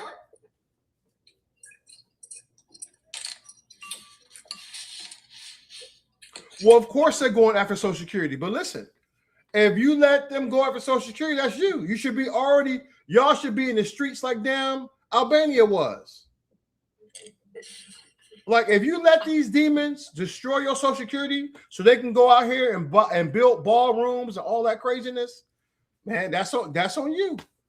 The pitchfork should have been out. Y'all should have been out there overwhelming shit. You should be out here liberating these concentration camps. You should be liberating these billionaires of their cash, is what you really should be doing. You should be taking the fight to the billionaire class directly in the streets. But hey, everybody has to make that decision. When I tell you that I would lay my life down for my children, I mean it. I mean it with every fiber in my being. If anybody fucks with them two, that I almost lost my life getting into this world, both of them successful and doing their thing, fuck with them if you want to. I'm on your monkey ass. And I'll go my ass somewhere and sit down. I feel you, Black Star. Or go head on and just shoot me up. Because without my children here, what all the things that I have done and accolades and my accomplishments in my life don't mean a damn thing. If somebody fuck with them and they are no longer here. Like my mama said, if you do, you get up in an eagle's ass and daddy motherfucker the light. I mean, don't come down on the ground. Because I'm going to be on your motherfucking ass. Yeah. I think everybody got to be ready, man. Everybody got to understand what is happening. That's why I say when people wonder what to fight for, don't you see what's happening? They're burning down the future of the country in 4K for the Confederacy. And so we need to be ready to match and exceed their energy. Because you didn't vote your way out of slavery, people. We did not vote our way out of slavery. We fought our way out of slavery. Yeah. Because every law they made was unjust, cruel, and evil. And the same slavers are here now. Slavery was never outlawed in America. It is alive and well in that for-profit prison system. Well, see, I'm waiting for one thing. You know what they say?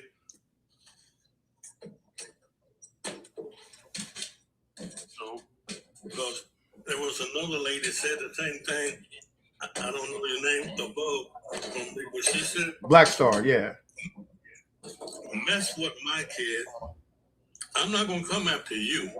I'm gonna unalive everybody in your family. Yeah, the whole tree. You gotta uproot the tree. You gotta uproot the tree. Listen, that's why I say when I say squad wipe, yeah, you got to squad wipe. That's what they say in the Call of Duty talk. You squad wipe that shit. Yeah, you squad wipe. That's how, because that's how they roll. If you look, anybody tried to fight back, they did all type of horrible shit to you, and they try to wipe out your bloodline. And so you need to be willing to fight like the Haitians, right? The Haitians understood how to deal with these demons. You look to Haiti for the example. They fought all type of dirty ass tactics they learned. There was military officers that worked with the French, and they used their own tactics against them. Yeah. And that's what you got to do here. That's what the Louisiana Purchase, that's how America was able to buy it so cheap, because they had to raise money because he had lost so much money fucking Haiti. Yeah. Yeah. And you know what? People got to stop that stuff about the Bible. First of all, read the Old Testament. I don't know how many times God said in the Old Testament he was about to smoke some people. Jesus tried to come and talk to people, but he never said that we ain't going to be out there smoking on people. He took Joshua, sent them to Canaan to smoke all them people out. Peter had a sword and was cutting ears off, like that was in the New Testament. So yeah. I don't know where they get that from. That's what I studied in my graduate degree. Well, they might be reading the slave Bible, you know, because that slave Bible keep them nice and passive for massa. Even wait a minute, I'm gonna tell you, this how God was. The story of Jonah. He was sending him to Nineveh to talk to them Assyrians. They was like skinning people alive, okay? He didn't want to go there. He ended up going there. When they found out he came there as a prophet and he told him what was going to happen, they already knew how God was. That's in the Old Testament, okay? Everybody, they even put sackcloth on the animals, okay? Like, God was not playing, and he is not playing. You going too far. And my people gonna raise up against you, period. Yep, and that's why I say anybody who calls himself a Christian, how can you not recognize Antichrist energy in this regime? Everything about Trump, he got all the damn deadly sins. He has all the Antichrist attributes. That's the first mistake, Rick. If you got to tell me you a Christian, true, and I don't see it in your work and what you say, that's automatically a red flag for me. Yeah, because I ought to be able to see it. That young lady, whoever the fuck she was, I didn't hear it. Okay, Christian my ass. Yeah, weak. And I'm gonna tell you, she want to live on her knees. Our works. Yeah, we know by our works, not our talk. That's right. Don't talk me to goddamn death about no Christian. Show me. Yeah. Let me hear what you got to say. And I'm gonna tell you. Listen, I've been battling. I have a virtual with my psychiatrist every 2 weeks. He want to lay eyes on me, baby. It is a reason that I cannot even tell y'all that they say once a Marine, always a Marine. Rig, I got some shit in me, baby. Listen, hey, at least you got a psychiatrist. I scared mine off, and I said, fuck it, I'm gonna weaponize my trauma. Listen. Right? Because I couldn't listen, mine quit. When I started laying that real shit on them, they quit. So I was like, all right, we're good there. Well, I have to confess that I am not a Christian. I went down that road. I'm not. They know I'm not either. Listen, I'm all in. I'm on that other shit. I know the spiritual realm exists, but I don't do the Christian thing. But once again, I'm not knocking nobody hustle about where they draw their spiritual strength from.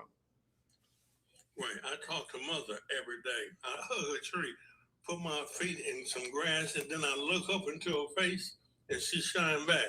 But now people don't realize that she all these tornadoes we having are in sundown towns.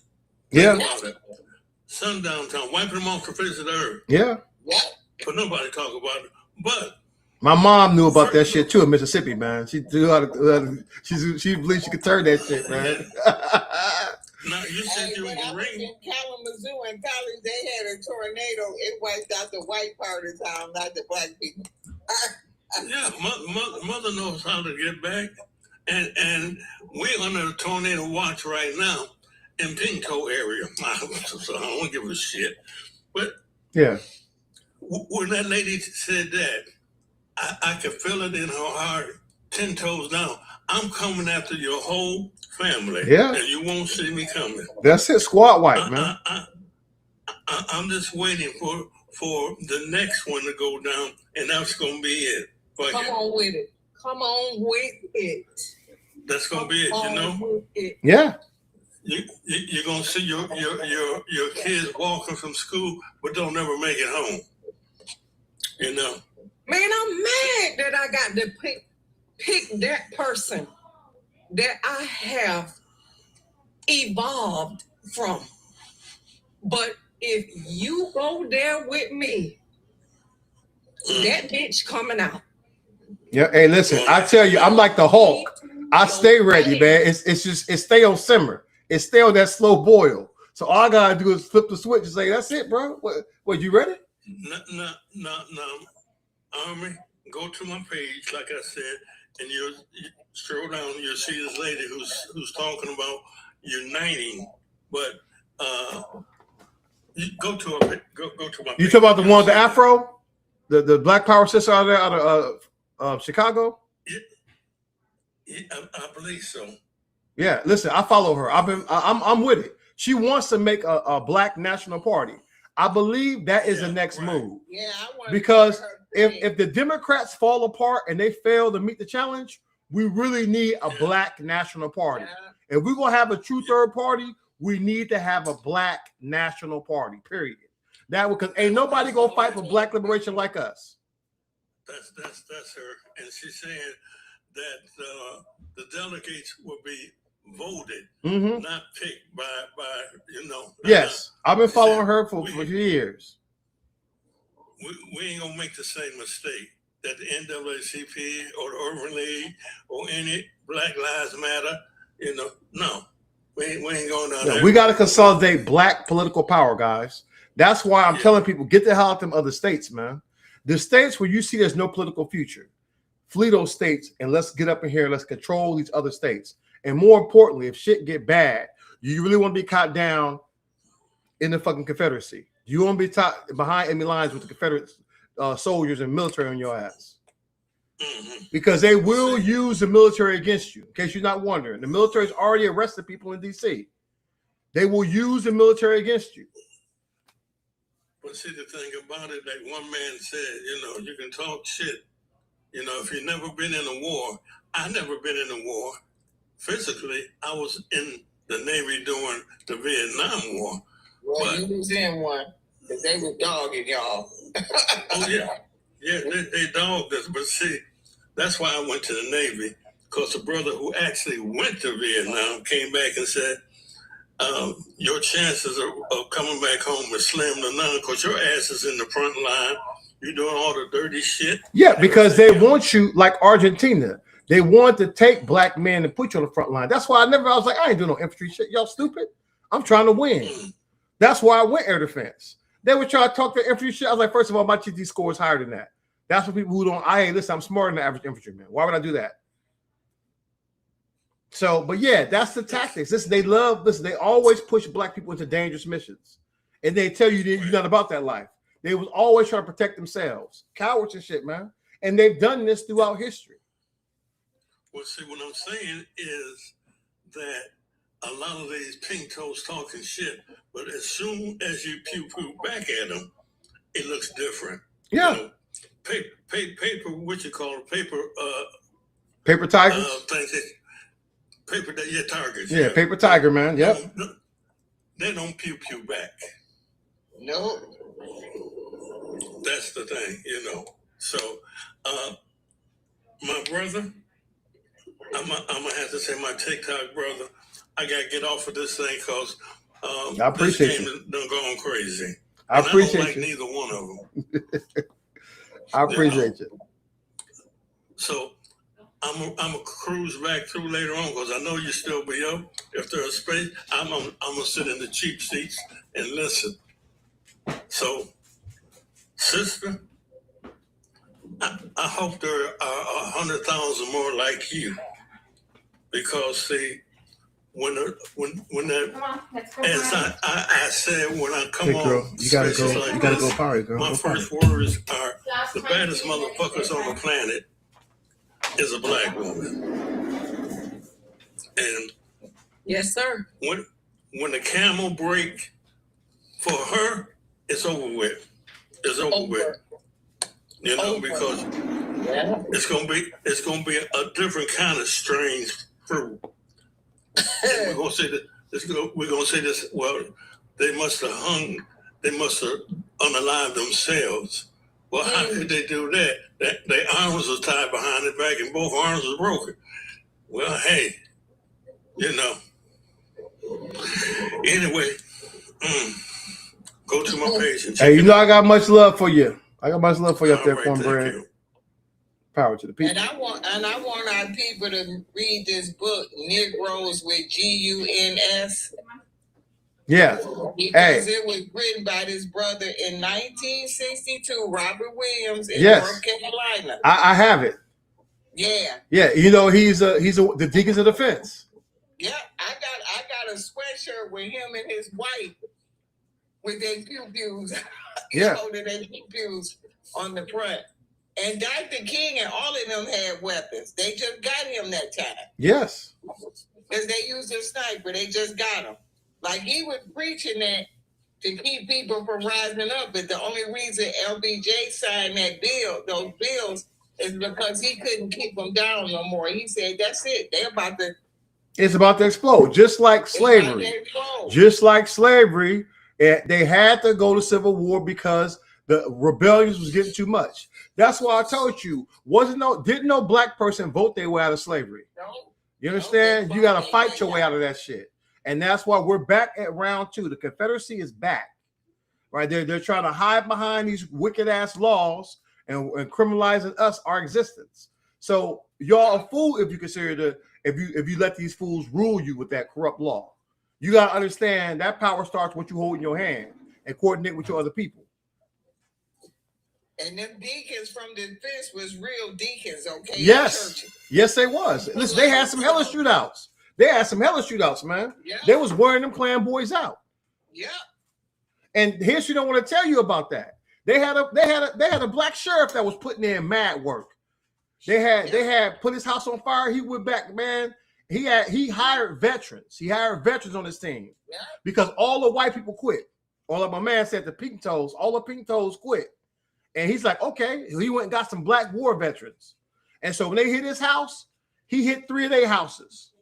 Yeah. And then mugs just disappeared. They said I don't know what happened to him. He fled town. Their ass was getting chopped up, tossed in the river. That's how you play. You beat them with their own dirty tactics. That's what they fear. That's why they don't want you. Listen, why do you think the NRA was against weapons for the first time in history? Because the Black Panthers armed up. They didn't want black people having weapons. And you can't massacre people who are armed too. You look at what is not real is doing over there. They're able to do that to the Palestinians because the Palestinians are not armed at their level. So you got to be, there's hard targets and there's soft targets. And I've always believed in being a hard target.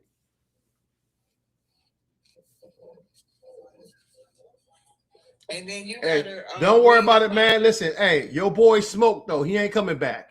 Right? He ain't coming back. It's going to be a lot more of them at the rate you're going, Demon. So you can cry harder about it. All right? Hey, pink toes don't stand a chance. I'm just waiting. I'm waiting to finish what Nat Turner started. You see, I ain't thinking about no demons.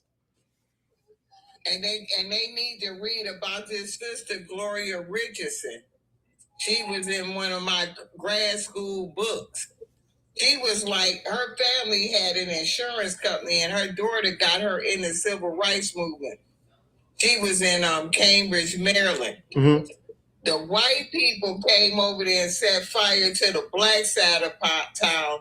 She got the brothers together and they went over there and did that to the same thing to them. Yes. It was going back and forth so much that Robert Kennedy came and offered the civil rights bill to them first. And she told him, I'm not taking no special laws or bills.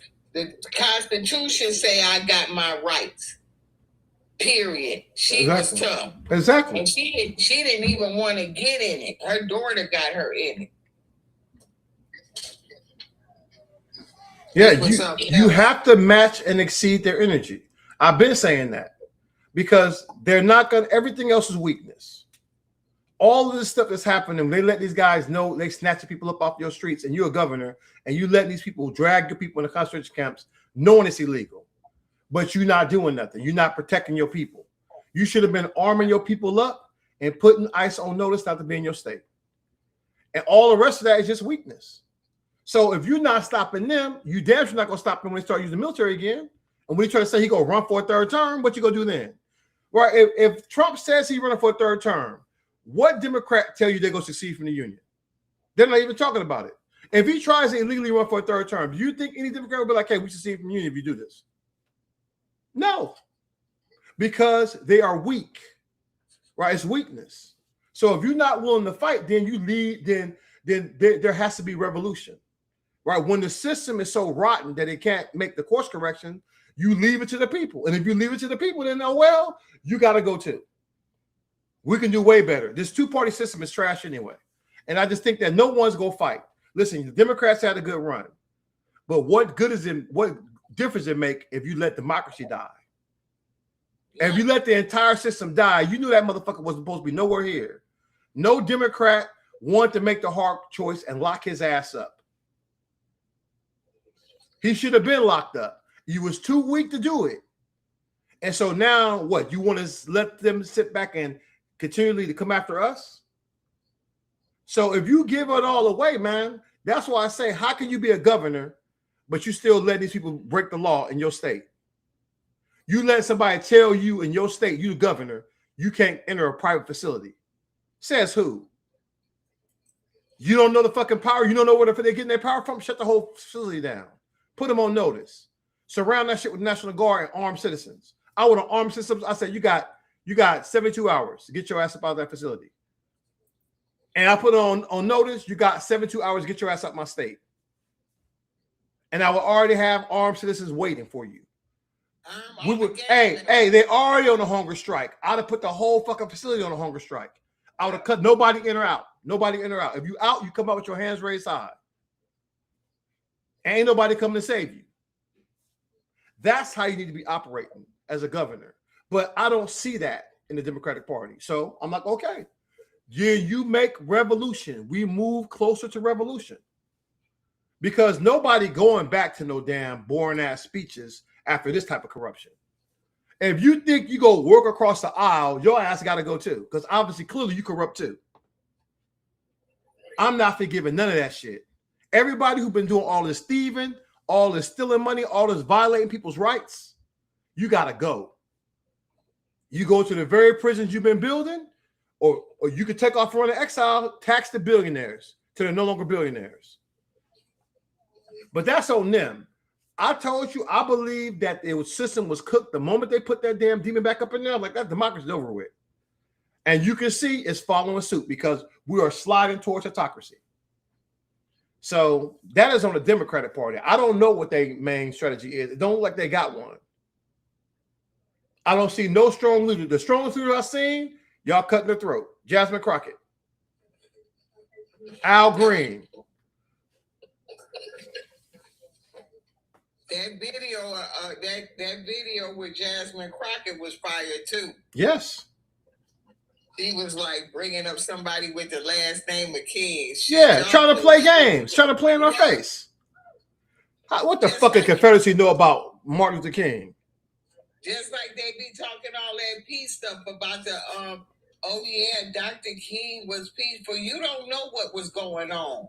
Don't be talking that shit to me. I grew up in that. Yeah. You just talking that shit to make everybody else think that we was weak. We wasn't weak. Exactly. People tell you remain peaceful. Man, that's y'all fools. United States of America is the most violent country on earth. Yeah. So if you're not matching and see that energy, you're just gonna be a victim. And on that Edmund Pettus Bridge, them people really didn't do stuff because they didn't want them old people to get hurt. And when Dr. King went out there with them the second time, he just stopped it because they had too many people. You know, it was gonna be a massacre. But he wanted to show on worldwide TV what they was all about. Yeah. But it's different now. Everybody's strapped now. That's it. When they come for you, you come for them. Yeah. Hey, that badge don't mean nothing once everybody armed up. Yeah. And I'm proud to live in Detroit because we got the most pew-pews than any city in the country, registered and unregistered, okay? That's the way to play. Man, I told y'all, man, I don't care about those. I told people, man, you should be holding. Yeah. I don't give a damn about your legal status. You better be holding some heat. That's right. Like Black Star said, it's best to be judged by 12, by 6 than by 12. That's right. Hey, after I squad white, man, if I break that turning record, hey, good. Mission accomplished. Yeah. I can sit up in prison and be happy. But I'm too old for that, so I got to go out in the blaze. That's it. That's me, man. I told him I'm not spending a day in no prison. I'm not spending. I was born free, die free. Nope. I want them to say that black lady was tripping in Detroit. Y'all be like, dang, Miss E gone, but she was fire. Yeah, don't let these people bait you with that remain peaceful nonsense. There is nothing peaceful about these demons. They let a man go out here and hawk down a black child in broad daylight and pop him in the back and say he did nothing wrong. So they have told you what they show you what they are. And so everybody needs to be ready. Talking about why was he armed? Man, my children armed. I'm going to be heavily armed. Hey, they tried to dog. They had this prime couple. They had 5.56s, and they was taking pictures in their prime outfit with they pew pews. People was on there. Why would y'all give that to them? I said everybody, including kids, need to be heavily armed and trained. I see nothing wrong with it. It's beautiful. Yep. And if you got politicians out here holding M60 war pigs for Christmas, and their wife got an Uzi and he came on, listen, you could even shoot that thing if you wanted to. Then we need to be the same way. Yeah. That's why I say, man, everybody in the family be holding that heat. Yep. Why shouldn't? Because that's more people you can fight and defend with. These people want to come back in here. They want the Rosewood. They want the Black Wall Street. But we're not having that, man. That's why I said you got to get everything. When I go to my family's, when I was a kid, going to my family place down south, everybody from 7 years old to 100 has some strap, okay? That's it. And know how to use it. And the rules. Yeah, this is where we have to be now because the cold civil war is heating up. Right? Yeah. Of course they're screaming it. They never stop screaming it, guy. Listen, that's why we have to make sure that they're squad wiped from the timeline this time. This time we get them out the timeline for good. The country will not progress as long as the Confederacy lives in this country. You will not. Exactly. Listen, them drones, hey, listen, that drone shit ain't no joke. Listen, I will show some video, man. Woo, man. Listen, I'm not gonna show it live, but I will show it to my signal group. They got it out there, though. They got it on IG. Listen, that drone shit is a game changer. Man, them drones, oh my God, man. Them drones, listen, they got these dudes, they show all these Russians. All you see, they last moment. Kind of dude watching himself. Kind of dude, because it changes warfare. Because now you got the little thing, you see dudes trying to blast at it, running away, throwing their weapons at it. Man, listen, for 3 minutes, you see 60 dudes get ate up in 3 minutes. And that's why Russia's getting bogged down. Listen, hey, but you know what? That's how it goes. That's what you need to be on. That's why I told people, I know drone operators. I know people who own that shit. And that's how you got to have everything in your arsenal ready. Everything in your arsenal ready, man. And people, don't be pew-pewing your own people in the neighborhood. Exactly. And about stupid beefs and stuff. Y'all got to just forgive each other and keep it moving and remember the big picture. Every person in the streets, man, you got a chance to elevate from gangster to freedom fighter. Yeah. What the fuck are we talking about, man? If you ever want to stand for something, this is your chance. You can go back to the reason why they created gangs in the first place. Yeah. Wake up and see who your real enemy is. That's why you got to be on them. All that dumb getting on people because they said something on Facebook. Fuck Facebook. Yeah. You have to, listen, have a truce. Yeah. All black gangs in America should be on truce right now, man. Like the Crips and the Bloods was during the LA riots.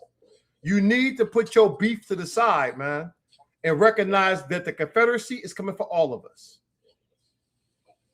We need you too. We need your inner workings, especially people who serve time. You know how them damn for-profit prisons working. You know who in there. You know what's going on. You got contacts in there. Those places will have to be liberated. That's why we need you. That's why we need you to be ready to do what to do. And also stop calling your vets in your neighborhood crazy. Get with them so they can teach you strategy. Yeah, exactly. Yeah, and how to work together, whether you agree with each other or not. They not crazy. They know what's going down in a way that you don't know because of their experiences. Stop playing. Yeah. So it's a call for Black unity. I'm not no veteran, but I be listening to you and Black Star and Yvette. And then I started talking and being with the ones in my neighborhood. They have taught me a whole lot more. Hey, you are vetting these streets, though, E. You are vetting these streets, and your organizing skill is imperative. We need that. The organization, everybody, that's how you come together. And we all lend our skills. We all play to our skill set. Yeah. Young blood, I sent you that video. It took me a minute, but I sent you the video. Pass it on, and I'm going back to bed. I appreciate you. Power to the people. Look, this is what it's about right now. I think that playtime is over with. That's why I tell you, every Black gang in America should be on truce right now. Yeah. Understand? Keep the heat you got. Make your money any way you want to. I don't give a fuck. They're thieves in the White House right now. Make your money. But save your rage for them demons. You got to protect your neighborhood, protect your block, man. And keep getting them switches and stop putting it on Facebook and social media. Exactly. Don't broadcast. Listen, I seen about a month ago, somebody knocked off a Brinks truck. They have no suspects. Good. Right. Good. Listen, that's literally Robin Hood. That's what you're supposed to be doing. Attack the system. Listen, they are stealing billions of dollars at the fucking White House. Fuck you mean? You should be out there doing all that shit. You should be flash mobbing them stores, all them big corporate stores. Man, grab that shit. Grab that shit, man. Go get that work in. And stop selling the smugs to your people. It's enough people coming from the suburbs. Exactly. Give it to them. So they all blowed up and can't do nothing. Like, subdued. Yeah, play to win. This is they keep talking that race war. That's what they want. They weaponize their laws against Black people. I don't care how you make your money. I don't care if you Crip or Blood, Christian, Muslim. If you Black, you should be linking up for Black unity. Everything else we put to the side and fight under the Black unity banner. Because that's what we need now. They're actively seeking us out. Shit, we need people to protect my man while he on the inside. Protect him. Put money on his books and protect him. Show him how to protect themselves in those damn prisons down there. That's how we got to rally for people. And stop dogging your Black women because they the ones gonna say your ass at the end. Exactly. Black women are the key. And if you don't believe that, go read Project 2025. Look how the federal government is targeting Black women because they know that Black women are the key to any revolution. They know that Black people, listen, if you need to smuggle and get your people out the country, who do you think they're gonna be doing it? You have a modern day underground railroad to protect yourself. If you had to go put in that work, you had to go liberate a prison. You had to go put in that work, get them slave catchers out of here. And they need to get your ass out the country. That's who will be doing it. A network of Black women running a modern day underground. I told you the rule of law is out the window. There is no rules, man. If you're still playing by rules, you're a sucker. They're playing in your face. Understand, you better be ready to protect yourself. Black women that had you rolled up in the couch bed in the basement. Listen, my mom was a Christian, but she kept that 38. That's right. She kept that 38 on her. Yeah. God forgives. But she was a light worker anyway. She taught me all kind of, listen, my mom taught me all kind of shit. All type of candle magic. How to fucking, listen, and that shit worked. Shit, I don't know what, hey, what dude, man, she sent some shit after him, man. He was, man, the dude, I never see a dude come back and surrender on his own. Hey, remember Madam Rudolph that Richard Pryor was talking about? Oh, you see this snake? Yeah, you don't pay me my money, you will see him again. Yeah, listen, I'm telling you, that dude was like, man, he came like, I don't know what the hell she did to me, man. Call it off. I said, okay. That's right. Listen, she got your ass, man. She worked that candle magic, man. Wrote the name in there, man, and dropped that shit in there, man. That's why I say, hey, it is what it is. Light worker. She was a light worker, but like I said, coming from Mississippi, so. Yeah, that's why I could get next to Sinners. Yes. You know, Sinners was really showing my family, man, showing my mom is a light worker and old boy's a gangster. My dad was a straight gangster. Yeah. And listen, when the laws are corrupt, you have no choice but to be an outlaw. Yeah. Because I felt them because that's how my family was. And they used their money to try to do good. They didn't want us to do that. They did that money so that we could do better. Yeah. But they also taught us how to protect ourselves, and that's what we got to start doing now. Exactly. Yeah. Because some people be falling for that okie doke. Yeah, I'm here for that light work, man. Listen, I believe in the spiritual realm, been there, done that. Listen, and my mom gave me the greatest gift I ever had after she died. So I know she was about that life. She made you courageous. Listen, she, hey, that I call it my astral surfboard. Changed everything. That's the greatest gift she could give you. So when I seen that, and I was like, because listen, our link to this thing is greater than these people coming after us for a reason. All right, I'm telling you, our link to the spiritual realm is beyond anything these demons can match and exceed. You just have to find your place and quit listening to the lies of these demons. Quit letting these people poison your mind.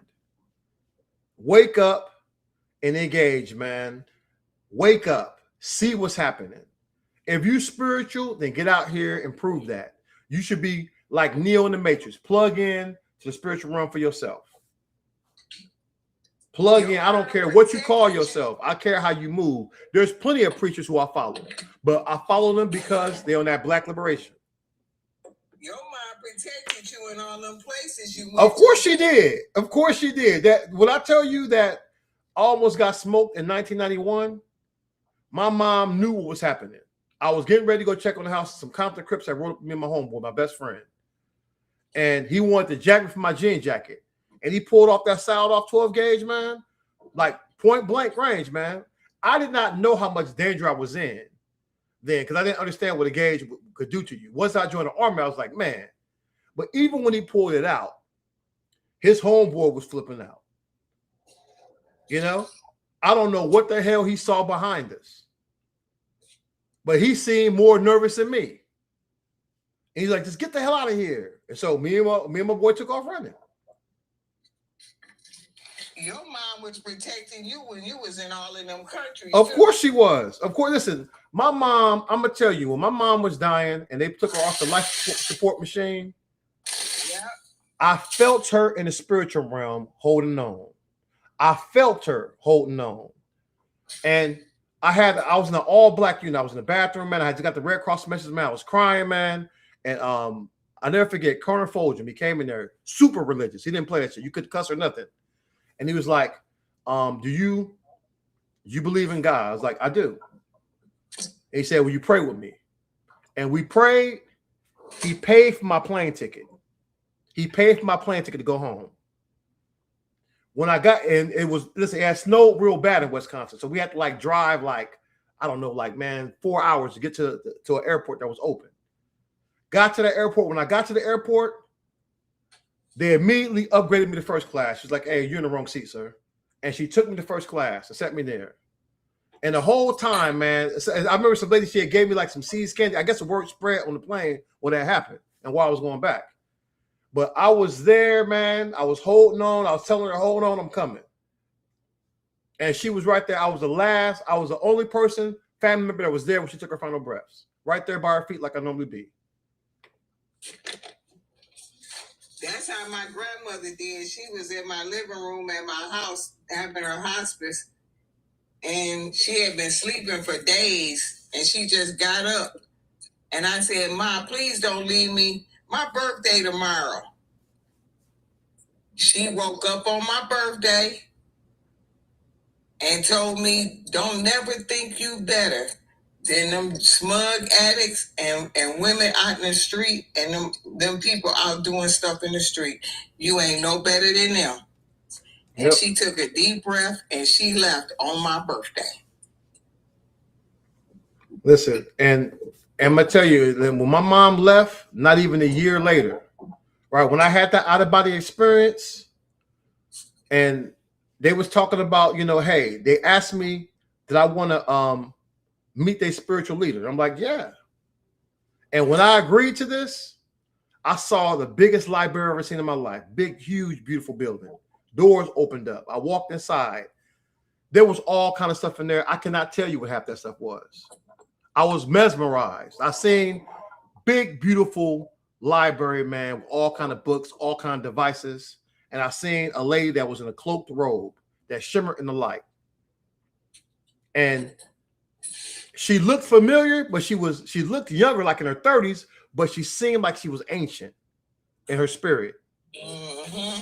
And we didn't even get a chance to talk. She just nodded her head, and when she nodded her head, a device appeared in front of me, like the height of a table. And when I looked into that device, I see like an event horizon. I see myself as a young, in Iraq. Listen, I'm telling you, this shit, real shit. I'm telling you, believe it or not, man. This is why I walk the path I walk now. It was February 9th, 2009. I never forget it as long as I live. Just like I'm talking to you, I communicate these people, and we didn't say one word to each other. You understand what I'm telling you? Everything we did, I transmitted mentally. We was talking through telepathy. Do you understand? This shit is deep, man. And let me tell you how deep this shit is. Man. When she opened this device up, the language I never saw in my life, but I understood it clearly. There was tiles that came up in different colors, purple and red and white and black tiles, and it had writing on it. And I understood all of that shit. I understood everything that I seen. It was like my native language, in my native language. And when I saw myself as a young boy, I see myself in the young boy where I grew up in Long Beach, California, on Pasadena Avenue. And then I started zooming in and I started scanning. And the more I scanned, it changed everything. I saw myself as an old man. I saw myself far, far into the future. I tried to go as far as I could. And at one point, I gasped and I said, holy shit, we're immortal. And that changed everything. I don't know how long I was there. I tell you this, it may have been several hours. It could have been days. Everything in my life changed at that moment, man. When I woke up, man, I tried to my wife. Nobody, listen, they wasn't ready for it. I finally had to quit telling the story because people just wasn't ready for it. And when I woke up, I started crying, man. Damn near uncontrollable. I was like, that was my mom, man. It's like, holy shit, that was my mom. You know, just, oh my God. Even talking about it now, I get emotional. Yeah. Do you understand, man? These people want to separate us from real power in this universe, man. This universe, we are here with a purpose, people. We are here with a purpose. Do not let these people separate you from the spiritual realm. And she wanted you to see that so you can be teaching us at this time. Yes, and listen, I became obsessed, man. I had to find it. It took me 6 years, man. It took me 6 years to rebuild everything there. And I tried everything. I started getting into man, I started dealing with the Gnostic Gospels. I studied every religious book that I could get my hands on. And finally, I found one book in the series that started lining up to what I was doing. And it talks about voyage beyond the body, how to be an astral traveler. And that's how I was able to go back. I went to a place here in Virginia called the Monroe Institute. And I was able to go back and I met one of my ancestors from the future. Listen, this shit get deep. So I tell people, I don't talk to us about stuff to people because they can't handle it a lot of times. But it took me 6 years to go back and then have the ability to recreate where I was at. So that's when I tell you I have a spiritual refuge I go back to, that's where I go back to. When I'm tired of Earth 1, I go back to that place. I know when I lose this physical body, I'm going back there. I've talked to soldiers from other wars. I knew they was dead. They knew I was still alive. And we talked back and forth to each other.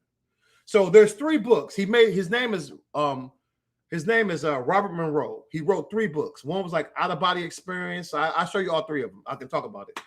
But don't get caught up on a person, because here's the problem. People want to start building religions and shit after people. Don't do that. When I went to this place, I couldn't even listen. My spiritual experience was so intense that I could not tell these people because they wouldn't be able to handle it. So they have these chambers that you can get into that can help you get back into the spiritual realm, And so I was outside the machine, just meditating, and I was in a fog for like 45 minutes. And I seen another person in the fog. He was like, "Hey, what are you doing?" I'm trying to get back to my to the Akashic records. And he was like, "So what are you waiting on?" And I was like, he's like, "You got the power to do it."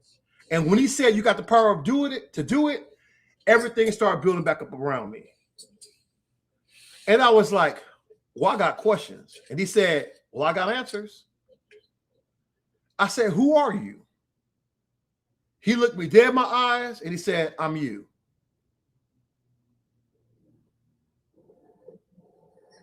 Yeah. I was like, "How long have I been at this?" He's like, "You've been at this for a while." And then he said, I asked him, "How many times have I been here in this realm?" And he said 722. I laughed at his face. He's like, "You find that hard to believe?" He said, "Listen, you may not remember everything that's going to happen here, but you will never forget that number 722. He said, "I'm going to show you that number. You never go forget it." And it was like a damn firework blaze that said 722 when I left. And everything. And listen, when I came out of it, people was talking about like colors and they felt vibrations and shit. I could not tell them this story. The guy I went there with, I was like, okay, it's too deep for these guys. I got to take this and move on, because this is how a real spiritual practitioner will give you tools you need and you never see. I never paid these people a dime. And listen, people was paying $1,200 to go to these retreats. I went there for like a free little trial thing, and I got more than what these people paid $2,000 for. Got in and got out, because it was getting inside these like these Faraday chambers or whatever. And in the Faraday chamber, nothing really happened. I was outside the chamber and all this shit happened to me. And so from that's how I'm able to jump into other worlds. I am an astral traveler. And that's my key to this, man. When I go back to these other worlds, that's why I tell people this realm that we're in is one of many realms. It's one of many. And the true realms are controlled by thought. You don't have to worry about somebody who is evil getting to a higher realm, because your thoughts literally manifest as you think them. So it can be a heaven or hellish experience based on who you are. Yeah. I've done so much cool shit. I'm telling you, I could probably write a book about the things that I've done out there. And I get why people don't want to come back here to Earth. I get it. But we have to fix this place. We have to take the best from the spiritual realm and wake these people up. This is why I don't worry about, I've lost my fear of death like that, because I understand where I'm going. I know exactly where I'm going. I'm going right back to the spot I was at. Got people waiting on me, waiting to link back up. And listen, that's why I tell you, even the Christian version of heaven will be hell to me. Why do I want to sit here praising somebody when I can go create worlds and go down there among some worlds and live among the people and create advanced civilizations in a time you can sleep in one night? Because time moves differently. Do you not realize there's some realms where time moves so quickly that you can live a lifetime in the time that you sleep?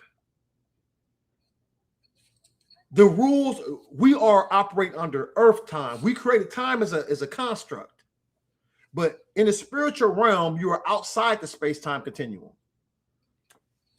And so this is what changed everything for me. This is what made me drop all religion and say, hey, at my core, this is who I am and this is what I do. And I learned my native language. I learned my native language that was stolen from us, from slaves. That's the language that I understood. Yeah. Let me say this.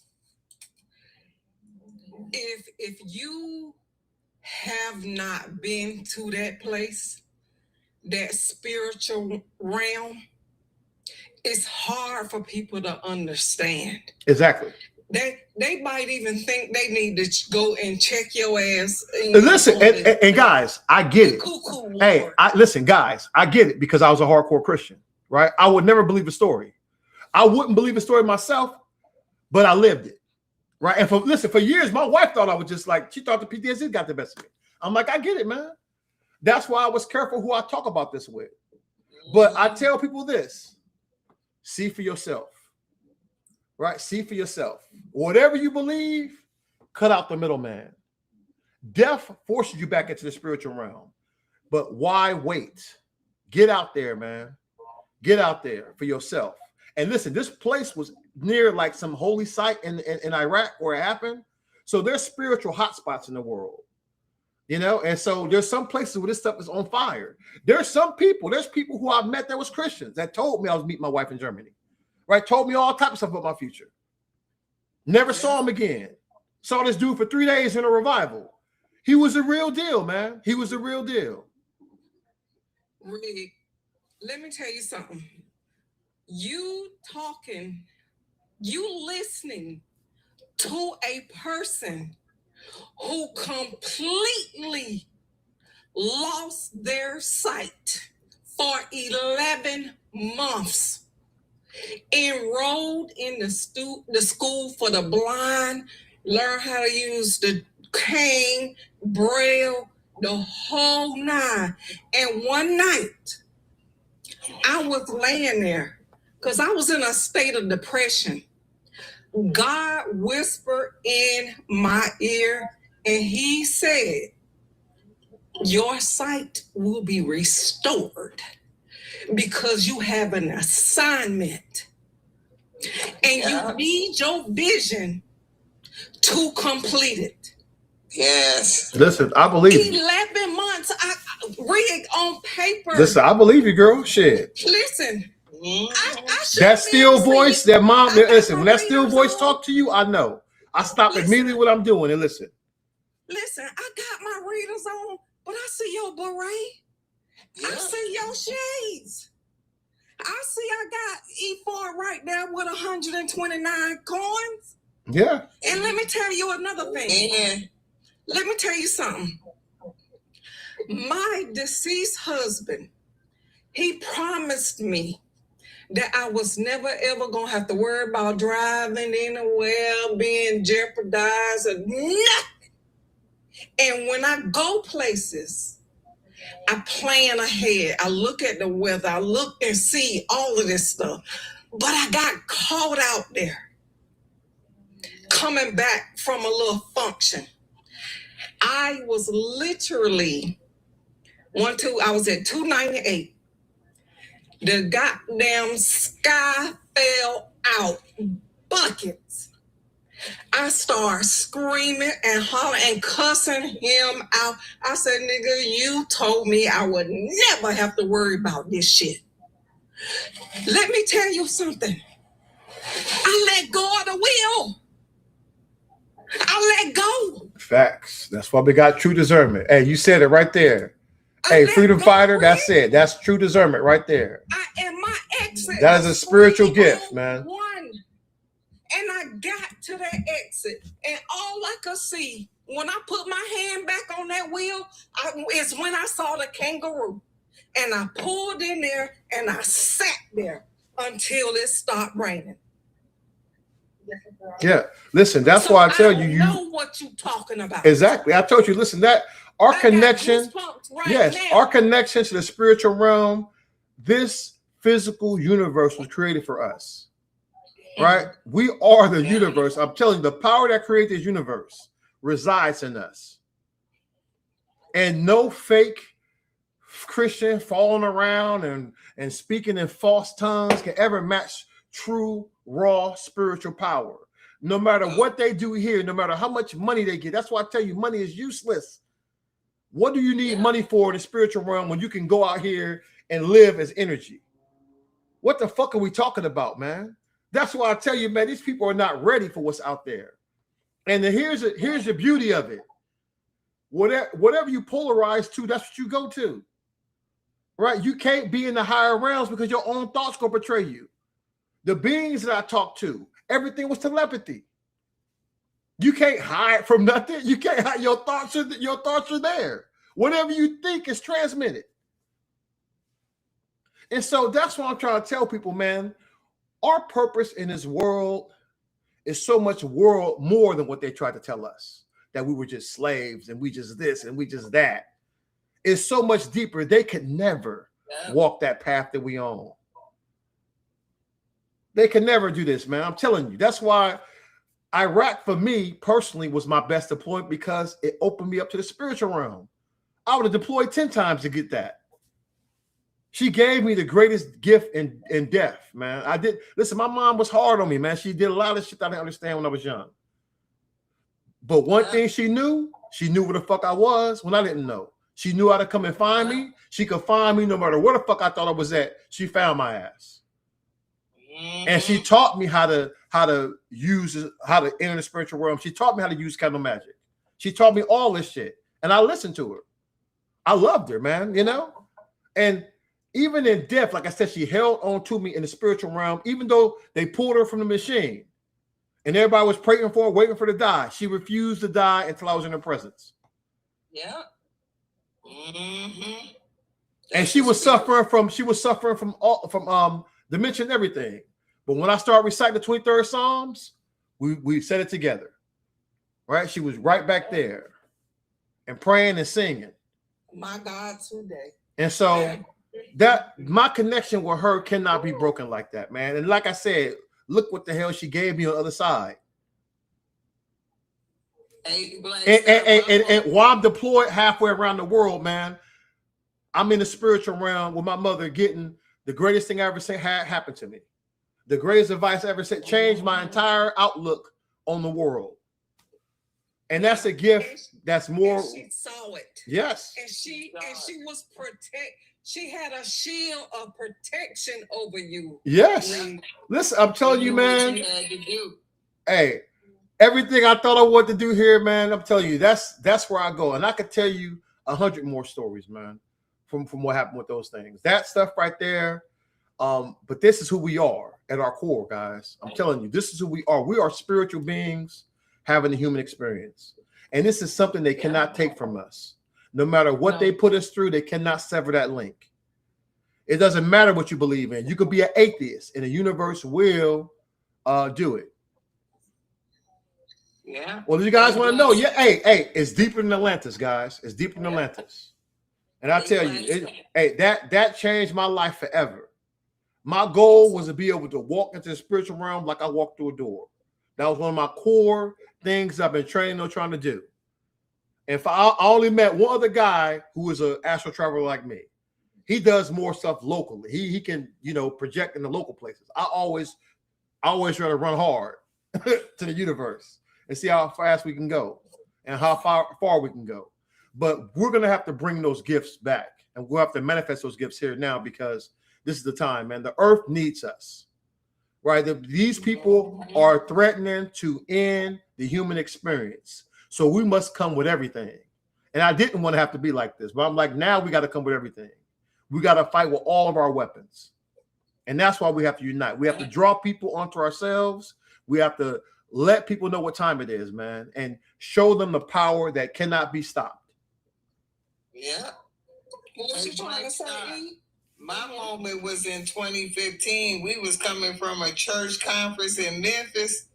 We went on the highway. We was coming back from Detroit about 5 minutes. I do not, a 18-wheeler, we had to stop for traffic because it was construction out there.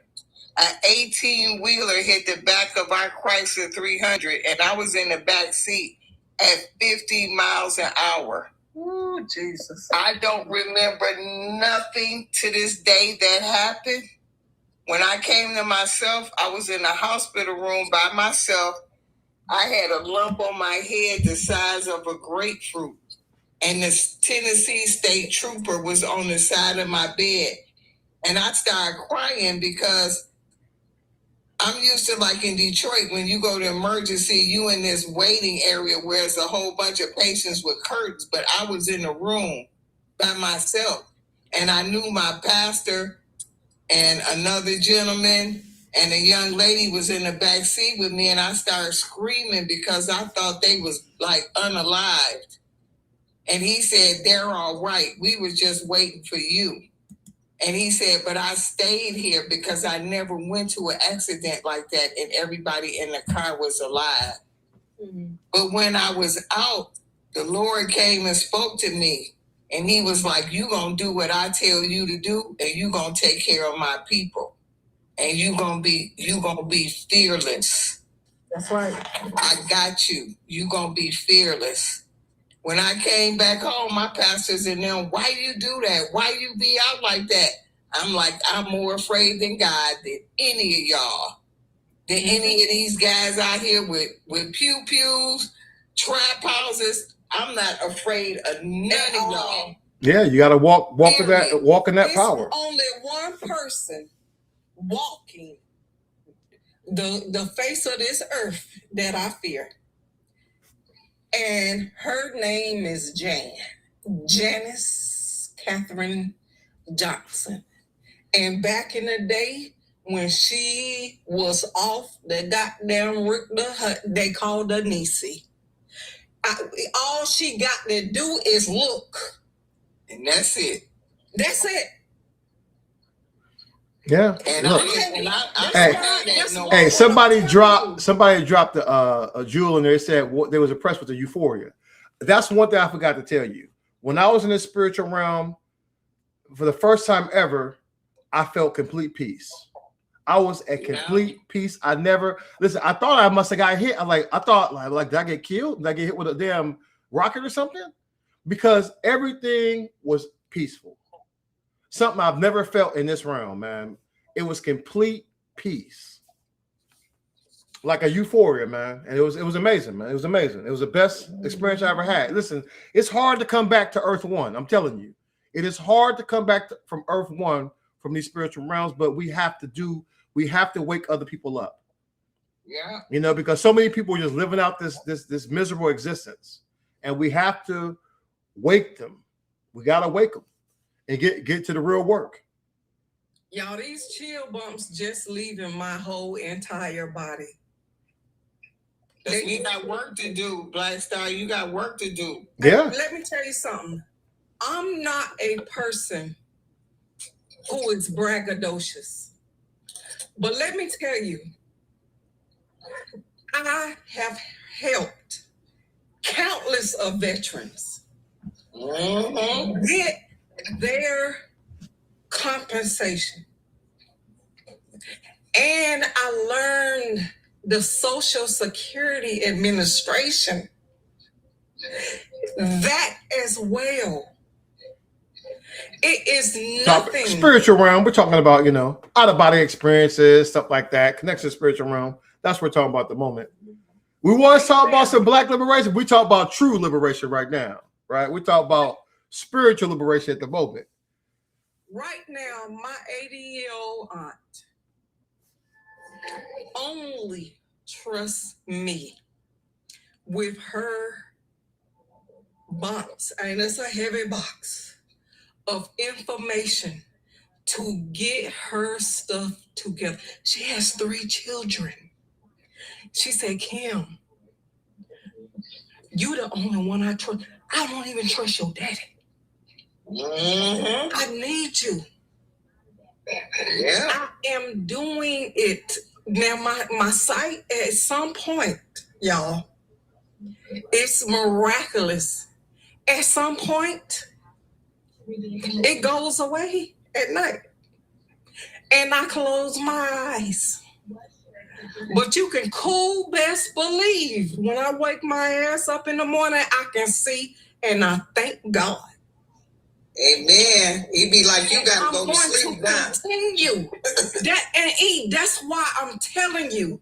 Yeah. When I tell you this 58 years of my life, and based on how the Marine Corps fucked me up, baby, look at my last video I made at my 40th year high school graduation. I don't look like what I've been through.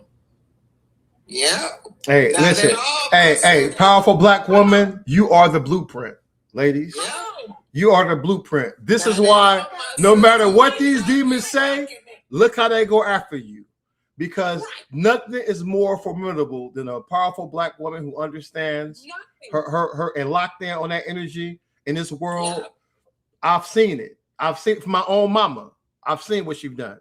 She did jobs that men ran from.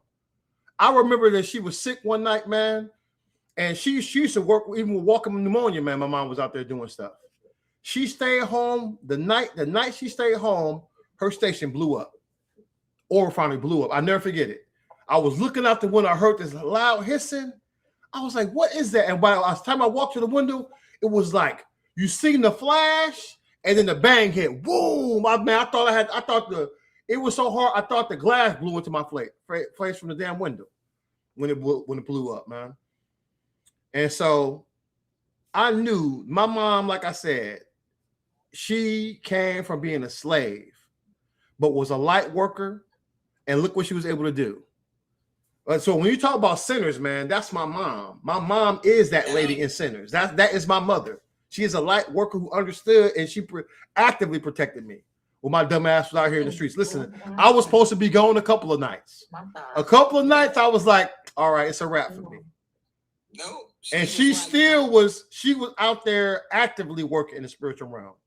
That's how nobody could ever tell me that is not real, because it's more real than this physical realm, and it's more permanent than this.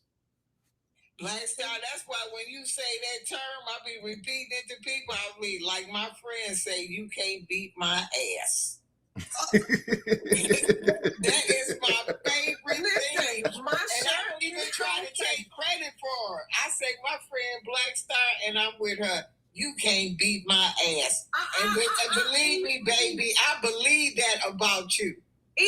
But hold on now. It got one word in there. One word. And I had to tell Doc, I said, listen, when her daughter is making our famous statements that we known for, yeah, it is what they gonna do. Yeah. Whoop my ass. Yeah. I forgot that. What they gonna do? They can't whoop my ass. When I tell you I will lay down my life for my 2 children, I'm not afraid of alignment. I know where I'm going from this hell that we walking here on this earth. Yeah. Listen, the earth is damn sure not one of the higher realms, one of the lower. Listen, this shit right here is ridiculous. It is hard to come back. That's why you have to go back to those places of spiritual retreats to come back in here. And that's what made it all work for me, man. While I was out there in Iraq and all kind of shit was going on, it changed everything, seeing it for myself. And there's nothing that can change that. And that's why I tell people, pursue it. Listen, there's techniques that I do, and there's times where I'm hot with this, and times I have to put it down. But this is the true walk right here. This is when you in this mode right here, man. This is how you can do the things they want to talk about in the Bible, bringing that out. Yeah, I had a friend. He was a rosy Christian, He was my best friend. He passed away. He would be having me have them experiences too. And one time he took me to this Native American sweat lodge that was like underground in Kalamazoo. Man, I was having all kind of experiences, and he was like, the man that was there was telling me, like, when they people be on smugs and stuff and having problems, they take them down there, and when they come out of there, they be straightened out. Yeah. And that was a heck of an experience. So I've had some of them experiences too. They be tripping when I don't talk to them about it at church because they're still trapped. They're still trapped in that belief system. Listen, I tell people the Bible is the basic instructions before leaving Earth. And right? Jesus was trying to tell them. When you get that, when you find out that the church is in you and the spiritual realm is in you, and this thing is when the universe starts responding to you, man, I'm telling you, this is something that they cannot get. When they talk about stored up your riches, see, Elon Musk ain't got nothing on the spiritual realm. What he has is useless in there. That if you really want real, raw power of the ages, that's what you want. That connection to the spiritual realm. That's why Jesus told that rich man, "You want to follow me? Give up all your money." And exactly. Because they're so caught up in the physical world, they don't understand the spiritual creatures. They cut off everything. That's why I say, what good is to gain the whole world and lose your own soul? That's why Nicodemus couldn't understand him and wouldn't leave with him. He was like, "I don't understand." He was like, "You just got to come on and go with us." Yeah. He didn't understand it. Yeah, because listen, man, I'm telling you, the spiritual gifts there, it's a game changer. It changed everything for me. And like I said, this has been passed down. Our family's done this. My mom was a light worker. Her uncle or her brother used to turn storms. All them tornadoes that came through, he used to turn tornadoes. She told me all the stories.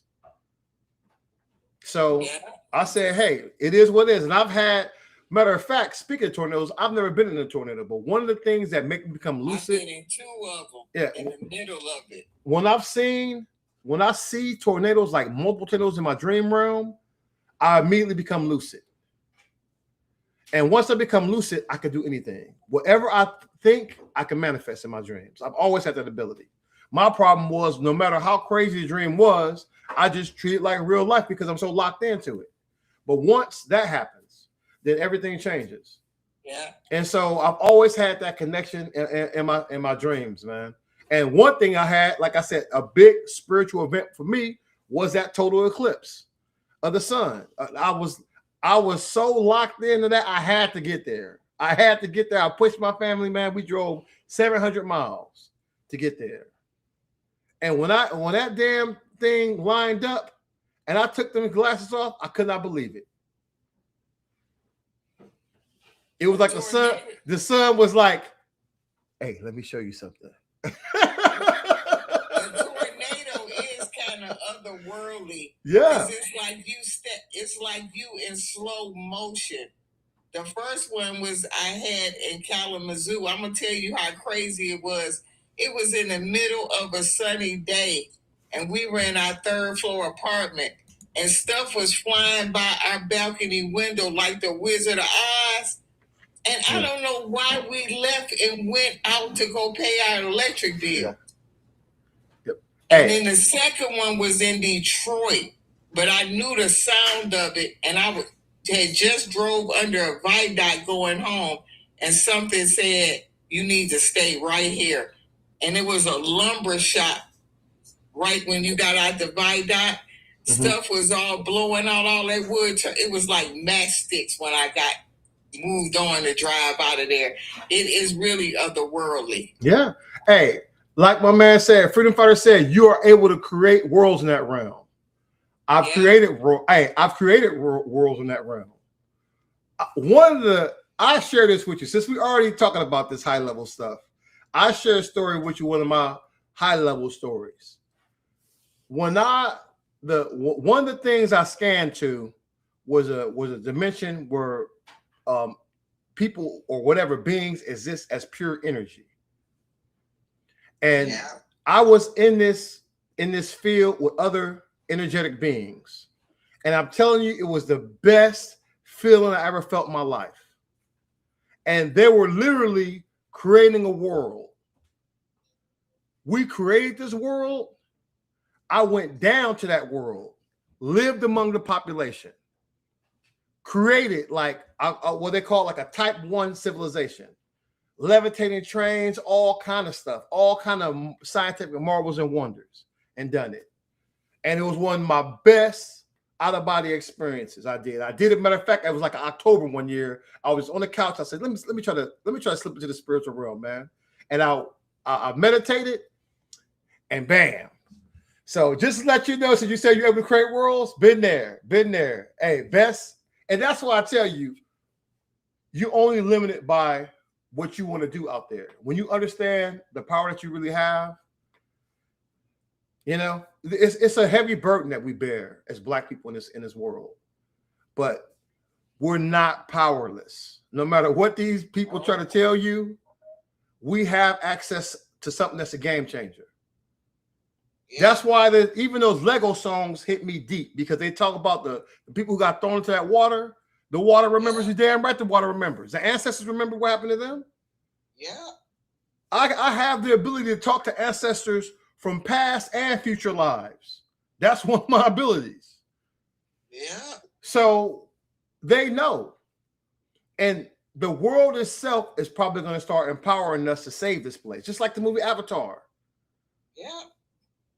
We're going to have to, because if you want to save this world, man, we got to fight for it. We cannot let this world, we cannot let the human experiences end. Yes, we're beyond this, no matter what. Man, life is going to come. But why should we let these fools burn it away, chasing cash and other stuff that they can't take with them? They're chasing the wrong thing because they're trapped in their own hell. They're in a prison of their own mind because they got so much hatred for us. Yeah. So these fake preachers that's rolling around and prophet lying can never see a true practitioner of the spiritual realm. They'll run out of town when you pull up, because the energy go, no, when you recognize people who really moving in the spiritual realm and really understand how to move in that energy, man, they can't compete. They'll run away. And they know we got them powers. Like when I was in grad school, some of them graduate, like some of the professors would ask me, why isn't Black people's faith evolved? This is what they call it, evolved. Like them slaves knew they was being lied to. Of course. They would go out in the woods and worship their way. Exactly. And we still do it different than them. And they couldn't understand that. And I told them, because y'all lying. Exactly. First of all, that stuff y'all put in the Bible, the Holy Spirit did already explain what y'all inject up and how y'all try to change it to me. How you try to make it sound different. The problem is you made sure our people couldn't read. Yes. And because that's what happened with Nat Turner. Once he read that, once he understood, and learned how to read, he said, y'all lied to me. Yep. And had me lying to my people. And I said, y'all depend on people not reading that Bible, even your own people. Because they want to dominate other people. And it's unfortunate. It's a sickness they got, like their ancestors. It's all they really think this is power. That's why I tell you, I would never trade places with these billionaires. I would never trade places with Elon Musk or the Epstein class, because what a perversion. What a horrible life that you can live.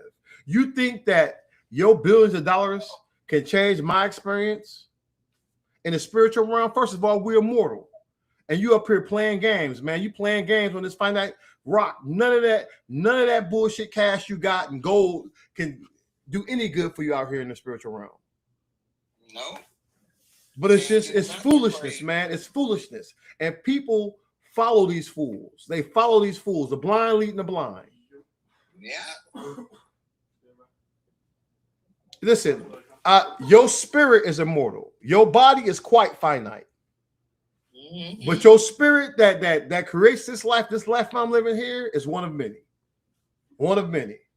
I absolutely believe my future ancestors. I believe that this is my 722 crack at this earth one.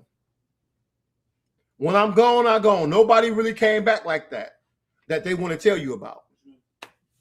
But see, if these churches really was about that, we could have an answer to this universe. We could be out here really doing it. But they want to create scarcity so they can feel more important. No one should be out here starving in this realm, man. No one should be going through all the horrible stuff they're doing.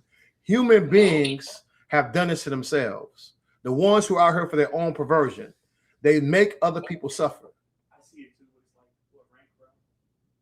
And for what? So when you slip off this realm, you still got to go deal with them, bro. You still got to go deal with that, right? Why would you do all this to people? I can tell you, I was a soldier. I mistreated no one over there across there. My conscience is clear. I was very well treated in these combat zones. And I would never go out here and try to smash innocent life or do any of that type of horrible shit because I'm not that type of person. I bet you was respected wherever you went with the people. Exactly. I sat down with them, drank chai with them, whatever their traditions was, I honored their traditions. Yeah. Because I understand that there was nothing going to break my link to the spiritual realm. And I'm here to talk to anybody and talk to them in a way they can understand. But, you know, a lot of people just, you know, they join the military for the wrong reasons. And right now, we've got the worst people running all of this. That's why this thing is failing. That's why America's failing as a country. But really, humanity is failing because there's more autocracies than democracies in the world. And these people are just, it's a race. They know the world only has a finite amount of resources.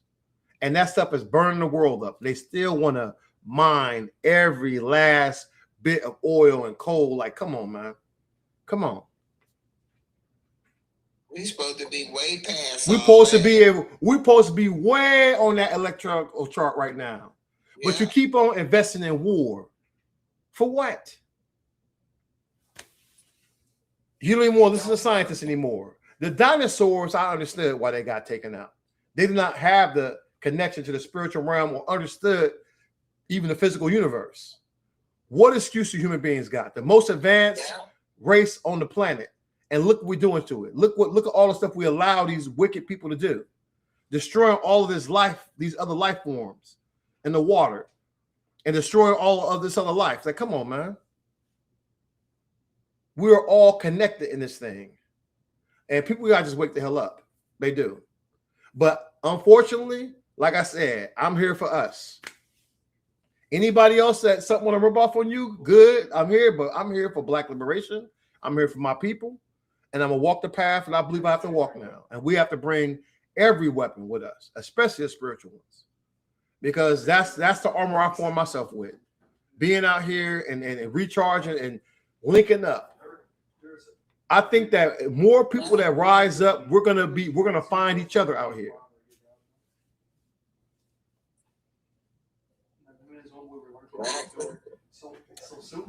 Wait, I hope you guys enjoyed this conversation. Listen, we can have some deep conversation, you guys. I did not think when I started the live that it would get this deep. But listen, this is my true passion though. Beyond anything else, this stuff here, I love this stuff. People gotta find their power. They think they don't have it, but they got it. They do. They do. But you gotta use it for good for it to come. Well, yeah, you gotta do it. And so listen, if you guys want more information, guys, I'll drop videos. Y'all let me know what you want to talk about. I can give you my materials, the things I have, the books I've studied, you know. And I ran to one Reiki worker here, some another Black lady. I'm gonna go hit her up because she had this she got this blanket that I really like. She didn't want to sell it. She said she worked her healing on it. And I was like, I seen the energy come off. I'm like, you know what? I'm about to come back and holler at you.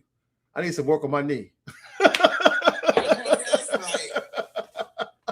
I gotta see if she really own that. If she really got the skills. I'm like, listen, I need some more years up, man. Let me come work with me a little bit. So, but listen, this was great, guys. This is stuff that I'm talking about right here, man. This is it. And so I will be back here in the Antifa War Room Friday. And if anything pop off, I'll probably just go live tomorrow, but more likely I'll be here Friday. And we got a Juneteenth event coming up here. I'm gonna drop more information about that as it gets closer. Let's pray don't nothing pop off. I'm tired of these white men. Yeah, you know I am too. Listen, I had to listen. It was so bad. I said, let me go and dip back in the spiritual realm, man. I said, I was like, how do you? I was like, I gotta go recharge, man, because this stuff is so ridiculous. I said, let me leave Earth One and go recharge for a bit. So I throw in my little headset, man, and break out my little, stuff. And stuff. These guys start talking about different, because once they start talking about it, my mind start getting locked back in on it. And so that's why I say, hey, I go charge back up, man, and come back to Earth One. Sometimes you got to take a break. They got a documentary of the Harlem Hellfighters on Netflix. I need to look at this when I Yeah, they do. They do. Oh, I love the Harlem Hellfighters, man. All that, man. World War II, all of that. Mm-hmm. They got some good documentaries over there. I bought a few documentaries too off of Amazon. I buy them off of there. That I really like. I don't like they had this Michael Jackson, the verdict on here. Why you gotta be bringing that out while his, Michael is out? Like, listen, they always trying to remember. They always trying to tarnish him because of what he stood for. He was a true light in this world of darkness, and they always try to tarnish him. Yeah. All right, guys. Hey, much love to all of you. Good night, my sister Blackstar. Hey, power to the people, baby. Power to the people.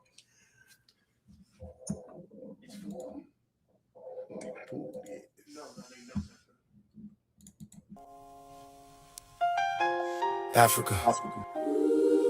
We heard your voice. We know where the chains began, but we also know where the scars continued. This is our reply from across the ocean. We grew up with missing names and broken bloodlines.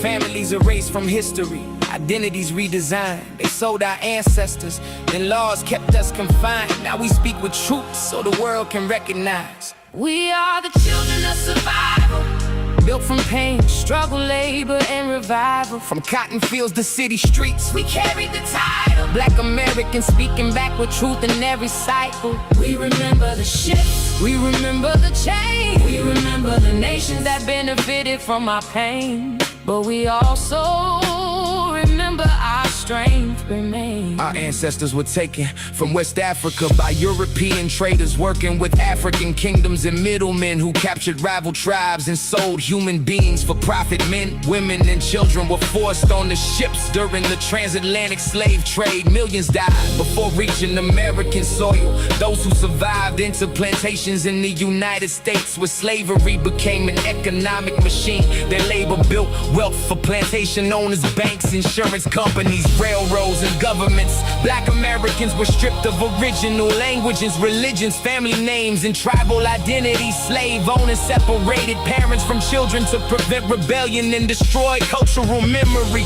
Enslaved people worked from sunrise to night under violence, whip, starvation, and public punishment. After slavery ended in 1865, freedom still came with oppression. Black Americans faced black codes, segregation, lynching, and voter suppression. Schools were separated, housing was restricted, wealth was denied through discriminatory policies. Many black communities were burned during racial massacres like Tulsa.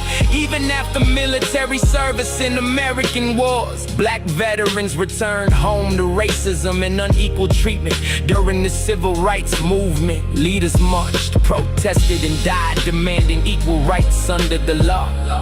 So when Africa speaks about the slave trade, understand we carry the consequences every generation. Our music, culture, language, and identity were created from survival inside a nation that profited from our ancestors' suffering.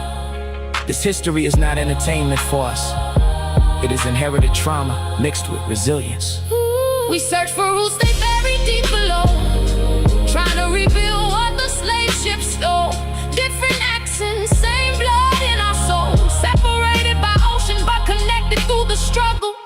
We are the children of survival, built from pain, struggle, labor, and revival. From cotton fields to city streets, We carry the title. Black Americans speaking back with truth in every cycle. We remember the shifts. We remember the change. We remember the nations that benefited from our pain. But we also remember our strength remains. Yeah, some Black Americans feel anger toward Africa because history taught us that some Africans participated in capturing and selling other Africans. That truth cannot be ignored. But we also understand colonial powers expanded greed, warfare, and division across the continent. European empires industrialized slavery and transformed human lives into global commerce. America continued that system for centuries and built national wealth from unpaid labor. Today, many Black Americans still face inequality in education, healthcare, policing, employment, and generational wealth. Yet despite slavery, segregation, and discrimination, Black Americans created influential music, literature, sports, inventions, businesses, and political movements that shaped global culture. We turned suffering into influence, heard around the world. This reply is not about hatred toward Africa. It is about honesty. We want acknowledgement of every side of the history.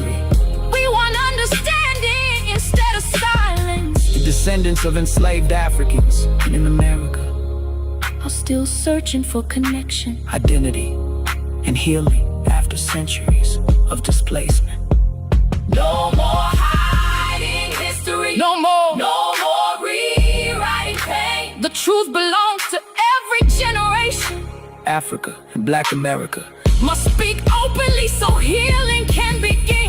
We survived the shifts. We survived the change. We survived the loss. Designed to keep us restrained. Now the descendants speak With the voices they could not contain. from Africa to America.